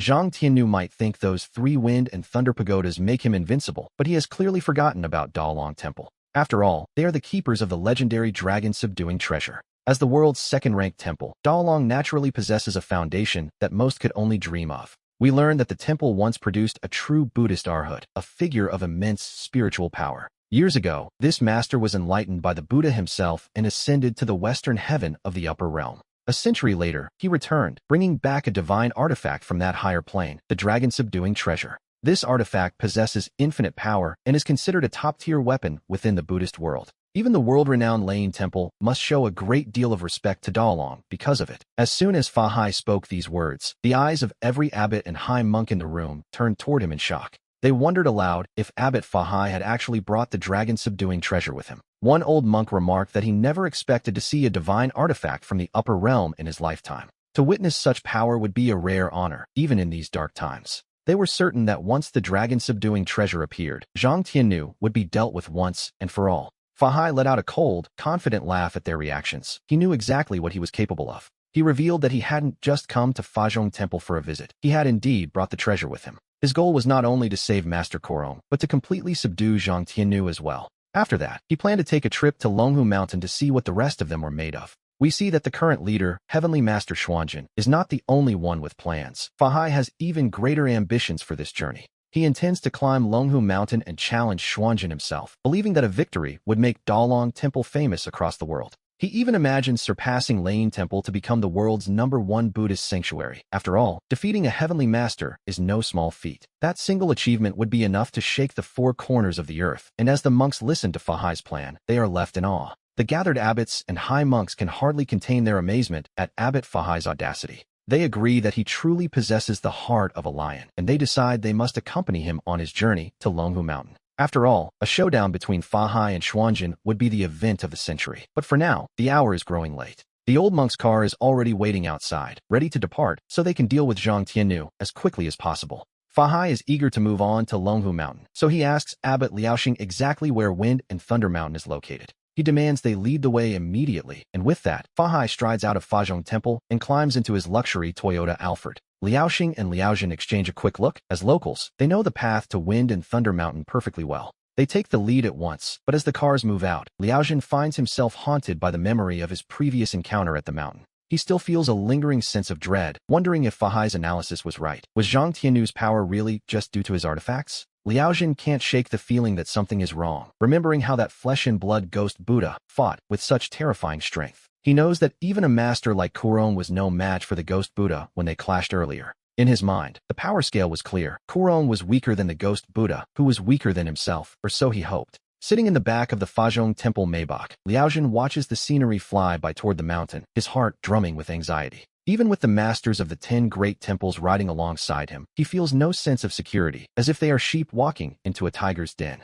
He tells himself that he is simply traumatized by how quickly Master Korong was suppressed, and that his fear has become a mental demon. He tries to find comfort in the fact that they have so many grandmasters helping them, including the power of Dalong Temple. With the dragon-subduing treasure in hand, their confidence was practically overflowing. He insisted that I wouldn't be able to cause any real trouble, and that this battle would be a certain victory for Buddhism. Liaoxing tried to comfort his junior brother, telling him not to be so afraid. In his eyes, I simply wasn't that terrifying. He believed Liaojin had merely exaggerated my strength, and that the best way to kill a fear was to face it head-on. Once I was suppressed, his mental demons would vanish. And so, the luxury Buddhist convoy sped directly toward Wind and Thunder Mountain. This mission to rescue Master Korong was also a calculated move to repair the Buddhist community's damaged reputation. Korong's capture had sparked a public relations crisis, with people online mocking them for not even being able to protect their own. This time, the joint operation of the 10 temples was anything but a secret. They wanted the world to watch. They even brought a professional live streaming team to film everything, clearly feeling quite good about their chances.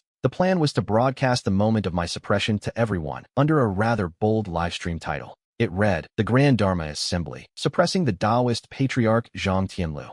Now, we should note that a 4th-generation heavenly master from Longhu Mountain is no ordinary opponent. Historically speaking, there aren't many records of monks successfully dealing with high-level zombies. It isn't exactly their specialty. Furthermore, even the current purple-robed heavenly master, Xuanjin, might find such a task nearly impossible. This entire display felt a bit like pure bravado, but that didn't stop the reporters from interviewing Abbot Fahai. They asked him if he felt any pressure about heading to the mountain to face the 3rd-generation patriarch, Zhang Tianlu. "I don't know the meaning of the word pressure," he replied. "He is merely a zombie that refused to rot." He dismissed the threat entirely, wondering aloud just how strong a corpse could truly be. To be honest, he was being quite optimistic. The reporter then asked how he rated the strength of the 3rd-generation heavenly master and what his chances of winning were.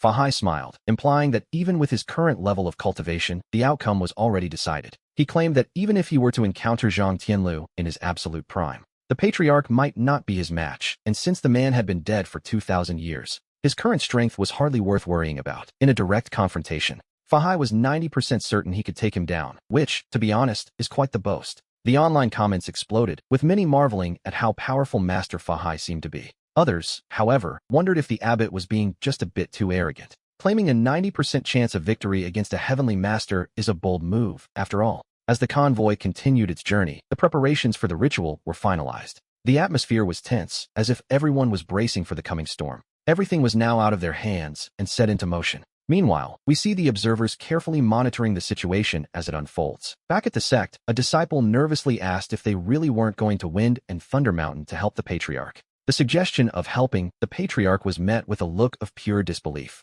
The senior monk pointed out that everyone in the room combined wouldn't last a second against him. It wasn't the Patriarch who needed support. It was the monks who were in trouble. It seemed some people truly didn't understand the hierarchy of power here. At this point, the only thing they could pray for was that the Patriarch might let those monks return alive. He insisted that he understood the Patriarch's true strength better than anyone else. It was a fact he repeated with absolute certainty over and over again. His conviction was unshakable as he watched the news of the approaching Buddhist convoy. In his eyes, those monks heading up the mountain were simply walking toward their own graves, having just recruited Black Tiger and Red Horse as his newest subordinates. He realized he now had two more capable hands to run his errands. At this point, his followers covered the three major categories: humans, demons, and ghosts. Among the demons, he had the likes of Guifeng and the 1,000-year-old golden dragon, Mijio. The lineup was bolstered further by the 1,000-year cultivation of Black Tiger and the Red Python Demon King. As for the ghosts, the Myriad Soul banner was anchored by the presence of the 6 great ghost kings. Each of them, naturally, possessed over 1,000 years of cultivation as well. Representing the humans was the skeleton monk, who had devoted himself to the Ghost Buddhist Sutra. After spending half a month cultivating inside his coffin, the vessel itself had begun to absorb the spiritual energy of the Wind and Thunder Mountain dragon vein. The spirit beans he had planted on the coffin some time ago had finally reached maturity, yielding their first harvest. The quality was exceptionally high, so high, in fact, that these beans could now be used to summon zombies at the Maojong level.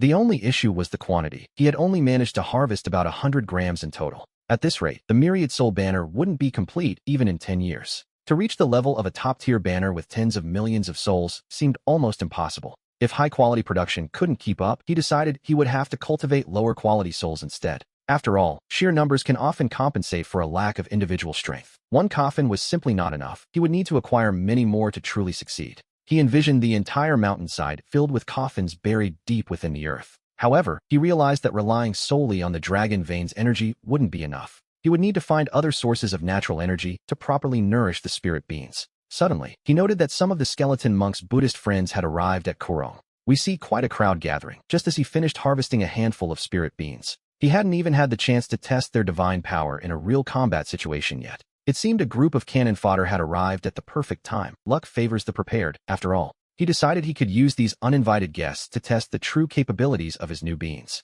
The skeleton monk called them a group of ignorant juniors who didn't know their place. The old monk offered to step forward and teach them a proper lesson himself, but he told the monk there was no need, and that he should simply watch from the sidelines. Since they were coming for him, he wanted to give them a direct demonstration. He wanted to show the strength of a Taoist patriarch, having just broken through to the Hamba level. To be honest, he had so many new techniques that he was itching for a place to use them. The group ascended the mountain quickly, much faster than he had anticipated. Well now, looking at this lineup, it seems his forces are every bit as formidable as those at Fazhong Temple. It is quite a surprise to see who he has under his command. He has already managed to assemble a massive horde of demons and monsters, which, naturally, was not part of the plan. And this is where the matter becomes far more complicated for our heroes. The original idea was to head up the mountain and take him down in one swift strike. To be honest, that seems much harder now. It seems that at this point, casualties have become entirely unavoidable. One of the newcomers steps forward, asking if he is indeed Zhang Tianlu, the third-generation patriarch of Longhu Mountain. Tianlu looks at him calmly and asks which temple he hails from.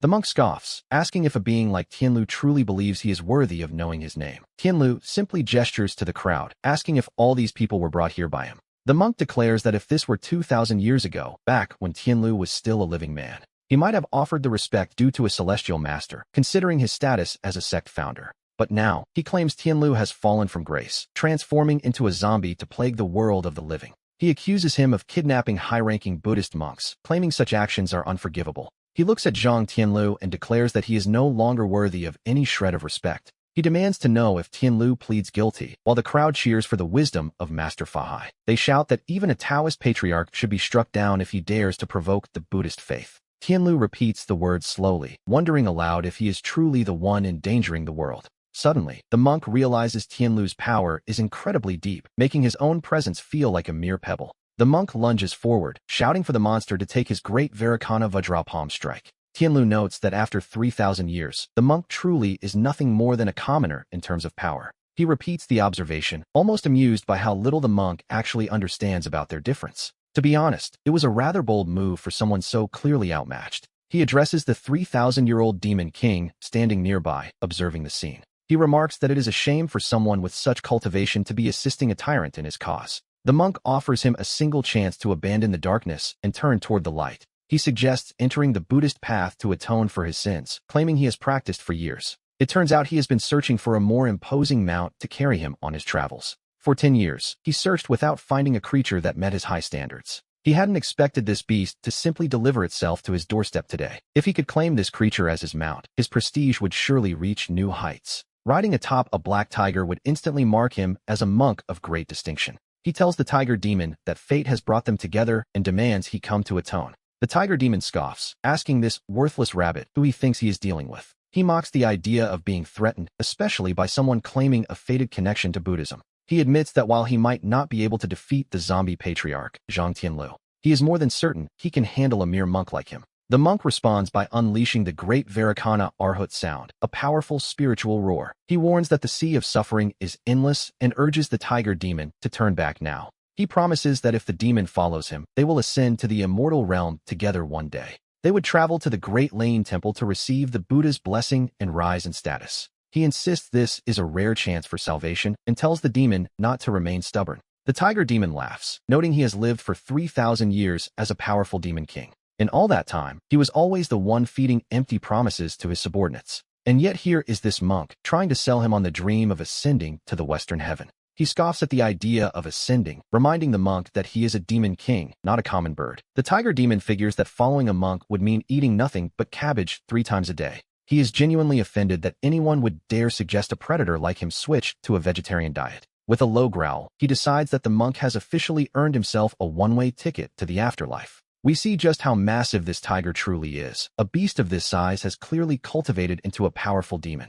There is no telling how many centuries he has lived, yet the monk remains entirely unimpressed by the black tiger's defiance. The monk calmly repeats that the demon is no match for him and suggests he simply give up and accept his fate. He has already decided that, from this day forward, the beast will serve as his personal mount. The tiger demon is baffled, wondering how this man can be so arrogant and what gives him such confidence. He wants nothing more than to strike that smug look right off the monk's face and end this nonsense. He offered to handle their styling as a way to settle his own debt, a fair trade, in his eyes at least. The monk, however, is already picturing the prestige of riding such a magnificent creature into the next town. Suddenly, a voice calls out, telling the monk to step back because he is clearly out of his league. Zhang Tianlu steps forward, annoyed that someone is trying to poach his subordinates right in front of him. He notes that the monk has quite a lot of nerve and wonders if anyone ever taught him a lesson in manners. He asks the monk if he has any idea what the consequences are for trying to steal from a patriarch. Without further delay, Zhang Tianlu prepares to unleash the Five Thunders Palm, a devastating technique.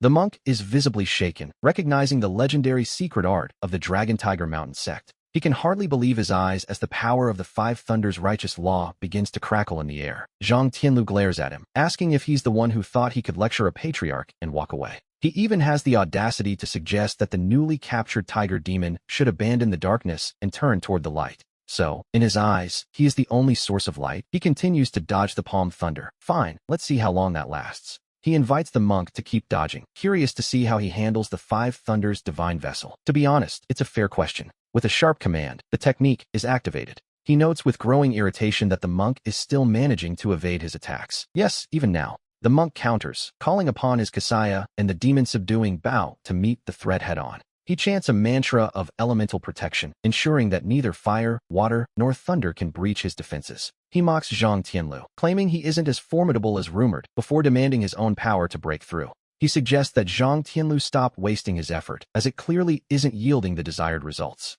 Zhang Tianlu realizes his standard thunder magic isn't working, but he isn't about to give up just yet. He decides it's time to raise the stakes and deliver a much more daring blow, which, naturally, is his specialty. He warns the monk to prepare himself for the devastating power of the Savage Thunder Curse. This particular spell is hundreds of times more powerful than the previous attacks, a terrifying escalation, to say the least. Things take a turn for the worse as the ancestral heaven's tribulation thunder begins to manifest through the curse. We have to wonder who could possibly withstand a force of this magnitude. It seems almost impossible. And so, the Savage Thunder Curse is unleashed upon the world. The sheer scale of the destruction is staggering. It's far more powerful than anyone anticipated. He recalls using this very curse once before during his initial trials, though the circumstances were quite different. However, that previous attempt at the Savage Thunder Curse was a far cry from the spectacle we see now. Back then, he had only recovered 10% of his power, and it was, after all, his very first attempt. He decides to test the waters with 10 layers of power, just to see what happens. He watches closely, waiting to see how the technique will actually manifest in this moment. It is a moment of experimentation, a simple trial to gauge the current limits of his strength. He continues to observe the unfolding energy, curious about the results of this calculated risk. We should remember that this is the first time he has truly unleashed the Savage Thunder Curse. Previously, he had only used it to strike down those tomb robbers in the priest's tomb. Without a direct comparison, even he is surprised by the sheer scale of the destruction. The monk's protective Kasaya is shredded by the blast, leaving him staring at Zhang Tianlu in fury. He is outraged that Zhang Tianlu dared to destroy his sacred vestments. Yes, he is taking it personally. He declares that today's battle will only end when one of them is no longer standing. He vows to drag Zhang Tianlu back to the Dalong Temple and imprison him beneath the Tianlong Tower forever. At his command, the high monks of Fenglei Mountain step forward to join the fray. He mocks them, questioning how such insignificant figures could ever hope to achieve the great Tao. He counters by summoning the 10,000-soul banner, a truly grim sight to behold. The thunder bow and sword are struck with a shattering force as the clash intensifies. The impact is felt by everyone present as the divine weapons struggle against the overwhelming pressure. Since they seem unable to handle their own weapons, he decides they no longer need them. He simply announces that he will be taking these divine artifacts for himself. To be honest, it's quite efficient. And here we see the true power of the Taoist patriarch, taking on 9 opponents all by himself. He leaves them reeling, realizing just how close they came to losing their very lives. We see 9 great masters striking all at once, and yet, they still haven't managed to take down Zhang Tianlu. The origins of this purple gold alms bowl are truly staggering, and its power is equally immense. But as it turns out, even this legendary artifact isn't enough to keep him suppressed for long. Deep within that black sail, the terrifying power of 6 great ghost kings is churning. Imagine a single banner capable of nourishing 6 separate ghost kings at the same time. This must be the legendary 10,000-soul banner we've heard so much about. To be honest, it's quite a grim sight. He looks at them with pure disdain, calling the entire group a bunch of useless failures. He realizes that relying on any of them is a waste of time. He'll simply have to handle this himself. The monk chants the name of the great Davidic heavenly dragon and the earth store Bodhisattva, calling for divine aid. He accuses Zhang Tianlu of being utterly arrogant and lacking in any true virtue. The monk is certain that under the power of his great Davidic heavenly dragon incantation, justice will be served. He claims there has never been a demon or monster he couldn't subdue with his sacred techniques. Zhang Tianlu mocks him, asking if he really thinks the Buddhist sect is the only one with golden dragons and divine beasts. He questions why the monk hasn't considered how many divine beasts the Taoist tradition holds compared to the Western Buddha. He dismisses the monk's dragon as nothing more than a tiny little mud-crawling loach. He finds it absurd that the monk would dare to show off such mediocre skills in front of a true Taoist priest. The monk, seeking a quick end, summons the golden dragon protector of the Buddhist sect to strike him down. Zhang Tianlu decides to keep things fair by summoning his own guardian divine beast to the battlefield. Suddenly panicked, the monk screams for his great Davidic heavenly dragon to return to him immediately. He calls Zhang Tianlu a thieving butcher, desperately demanding that he give his golden dragon back, which, naturally, is easier said than done. Zhang Tianlu warns that if he doesn't kill him within a few days, the monk will only continue to be a nuisance. The monk, Fa Hai, declares that he has practiced the Buddhist arts for 50 years and will not be humiliated like this. With a roar of pure desperation, he charges forward, seemingly ready to embrace death itself. The onlookers are horrified, realizing that Abbot Fa Hai has completely lost his mind in his rage. We see the crowd's disbelief. They wonder if he truly thinks he can charge into such a certain doom. It seems all is lost for him. His golden dragon was swallowed, and now Abbot Fa Hai has lost his will to live. Meanwhile, Zhang Tianlu simply offers his thanks to the 9-headed Saint Master for the assistance. With Fa Hai severely wounded and out of the fight, the last master realizes he is now standing all alone. In a final, frantic attempt, the monk demands the beast release his precious purple gold alms bowl. Zhang Tianlu mocks him, stating that the artifact no longer belongs to the monk, it is his now. He points out that Zhang Tianlu is only winning because he possesses the supreme treasures of the Taoist tradition. He argues that using the 9-headed Saint Master to seize their treasures isn't a sign of true skill or merit. Zhang Tianlu asks him repeatedly if he still refuses to believe the overwhelming gap in their power. He continues to press the point, mocking the man's stubborn refusal to accept his total defeat. Since the monks still won't submit, Zhang Tianlu decides that today will be the day of their final judgment. The atmosphere turns cold as the intent to kill fills the air, marking the end of the line for his enemies. He prepares to strike, intending to wipe away their years of cultivation and their lives in a single blow. The time for talk has clearly passed. Now, only the grim reality of the harvest remains. He begins the slaughter, showing no mercy to those who dared to challenge his path. One by one, they fall before him. To be honest, they really should have seen this coming. He mocks the idea of murder, questioning the sheer audacity of someone trying to call for reinforcements to kill him. The opponent is a 1,000-year-old zombie, after all, and yet here they are, planning to retreat and bring back help. He wonders, with a dry sense of irony, if such a creature would ever actually let them walk away. The air fills with curses as they realize Master Korong has actually betrayed the Buddhist path. Deep down, they regret ever coming to his rescue in the first place. We learn that he had crossed paths with that poetry-debating ancestor several times before. And every single time, he ended up being brutally beaten by him. But strangely enough, the ancestor always showed mercy and spared his life. Furthermore, the ancestor's actions were always perfectly logical. It was clear that he hadn't lost his mind just because of a simple poetry debate. The stance of Longhu Mountain is made very clear in this moment. They don't believe the ancestor is the problem, and they offer a warm welcome to Longhu Mountain. Later, Xuanzhen sits down for an interview to express his personal perspective on the matter. He claims the poetry they released was safe, but the overall situation at Longhu Mountain remains critical. Even though the master of Longhu Mountain is a poetry-debating zombie, things are complicated. It wasn't their doing, and besides, his combat power is incredibly formidable. He is difficult to deal with, and if they can't win, there is no point in forcing a confrontation. News of the great battle at Fenglei Mountain reaches the officials, but they cannot interfere in a conflict between Buddha and Tao. With a calm, Amitabha, he tells the three of them that there is no need for such formalities. This time, the poor monk admits that the entire ordeal has frightened them nearly to death. We see him turn to the crowd, inviting everyone to seek guidance from their great master. The question echoes through the air, who could it be? Who is this mysterious figure? The whispers continue, everyone wondering exactly who has arrived among them. The tension builds as they search for an answer, asking once more who this person is. It seems the identity of this visitor is the only thing on anyone's mind. Finally, the monk speaks, explaining that he has descended to the mortal realm for a period of training. He expresses his gratitude to them for finding his reincarnated body and preparing the reception altar. Once this trial is successfully completed and he returns to the Great Lane Temple, he promises to inform the Buddha of their journey and the merits they have earned. The Buddha will surely know of their deeds, he assures them with a calm smile. Their entry into the Great Lane Temple, it seems, is now just a matter of time. We then see the parents approach, asking Shaoli how he is feeling now. But the boy looks at them blankly, asking the two benefactors who they might be. The parents turn to the three abbots in shock, unable to understand how this could happen. They are heartbroken, wondering why their own son no longer recognizes them. The monks tell them not to worry, offering their congratulations instead, which is a bit surreal, to be honest.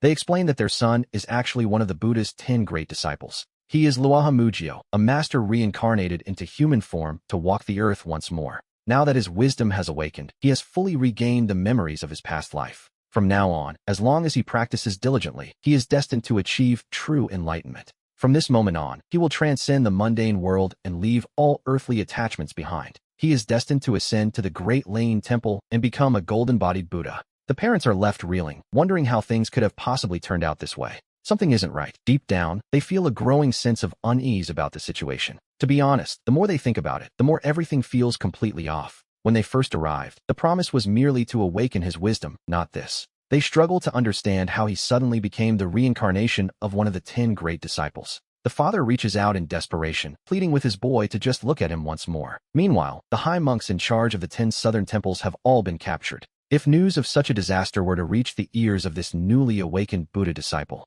the 3 abbots realize their own chances of entering the Great Lane Temple would be in jeopardy. Therefore, they decide that this matter must be kept from the Buddha at all costs, while the young Buddha is still busy adapting to his physical body and earthly surroundings. And while he is recovering his spiritual powers, the 3 of them must hurry to Tianlong Temple. Their plan is to deal with Zhang Tianlong immediately, and if they move fast enough, this entire mess will never reach the Buddha's ears, or so they hope, anyway. We see that he currently occupies the Dragon Vein treasure, drawing in the powerful Dragon Vein energy. He is using it to cultivate the corpse parasites on the coffin, but the efficiency is far too slow. Relying solely on the Dragon Vein energy and the local ghostly aura of this place, he finds that cultivating the corpse parasites is still proving to be insufficient for his needs. We see that these monks from the Buddhist sects have all been captured and brought here. They carry a significant amount of spiritual merit within their bodies, a rare and potent energy. This merit is woven into their very being, the result of years of dedicated practice. Zhang Tianlong realizes that simply killing them would be a waste of such valuable resources.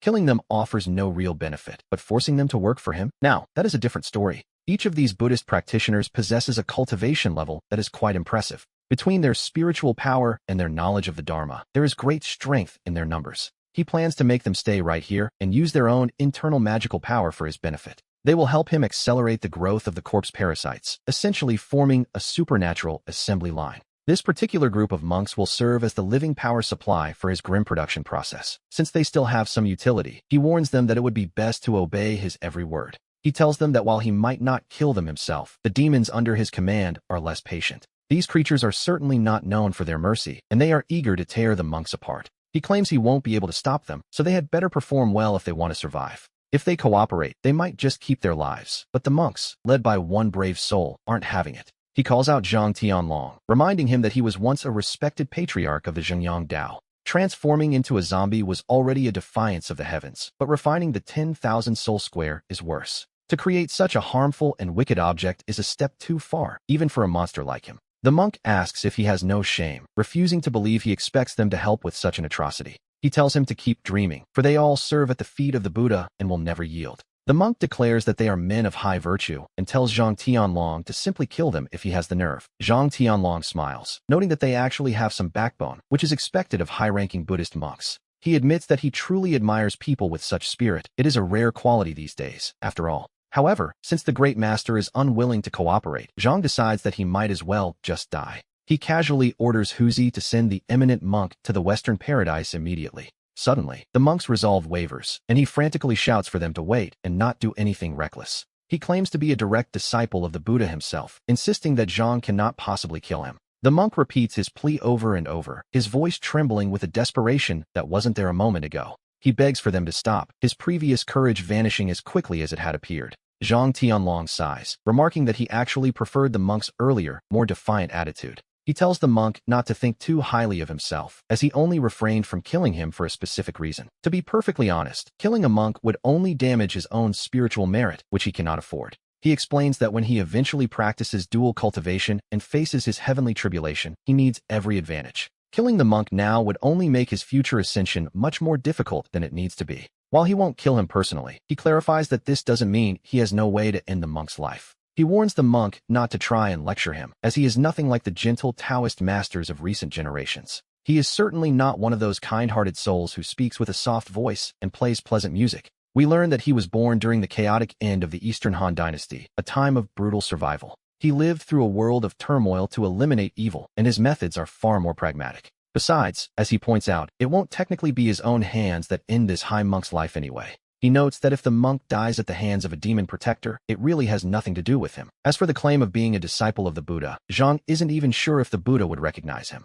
In fact, he doubts that even if the Buddha himself appeared, he would dare to lay a finger on him. He looks at the monk and decides that the soul of such a high-ranking Buddhist is far too precious to waste. After all, the soul of a single eminent monk is a rare prize indeed. It is easily comparable to thousands of ordinary hunting ghosts, and the taste, he imagines, must be exceptionally nourishing. We see that his bowl of 10,000 souls currently contains 6 distinct and powerful flavors. It already holds the spirits of 6 great ghost kings, each one a formidable force in its own right. By drawing the soul of this high monk into the mix, the artifact begins to undergo a profound transformation. It evolves from a basic, standard soul vessel into something far more potent and terrifying. It has finally upgraded into a true bowl of 10,000 souls, fueled by the essence of the 6 ghost kings. Each of those kings is worth 1,000 ordinary souls, but this single monk is even more valuable. His spirit alone is worth several thousand souls, and when added all together, the math is quite simple. The vessel has finally reached the value of 10,000 souls, and Zhang can feel the shift in power immediately.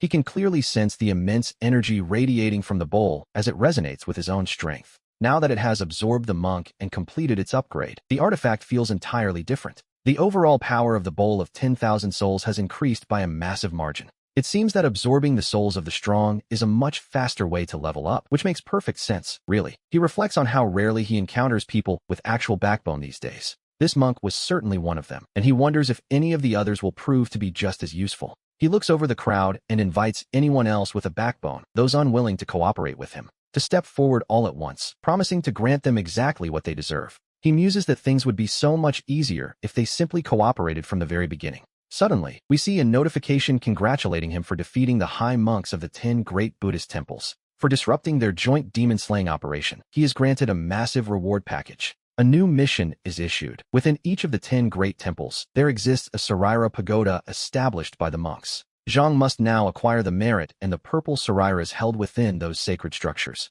Completing this task will grant him even greater rewards from the 10 great temples. He thinks to himself that gathering these purple Sarairas shouldn't be difficult at all. After all, the monks with the highest cultivation from those 10 temples are already right here. Since they have already been captured, taking their Sarairas is practically a foregone conclusion. It won't even feel like an invasion. He instructs his subordinates to stay behind and continue their work. They are to keep refining the path on the coffin, while he calls out to Huzi to follow him. He intends to take a personal trip to visit each of the 10 great Buddhist temples. He pauses, noticing that Huzi isn't moving, and wonders what is holding him back. They head first to the nearest one, Longxiang Temple, to meet the monk who had been shouting so loudly. Upon arrival, however, something feels off about the Longxiang Temple grounds. The more he looks at it, the stranger it feels. That Saraira pagoda looks remarkably familiar. The architectural style is surprisingly similar to the Thunder pagodas found in Taoist traditions. Even the roof of the main hall bears a striking resemblance to the Great Hall of the Three Purities. Looking around, Zhang wonders aloud if this Longxiang Temple was originally a Taoist monastery.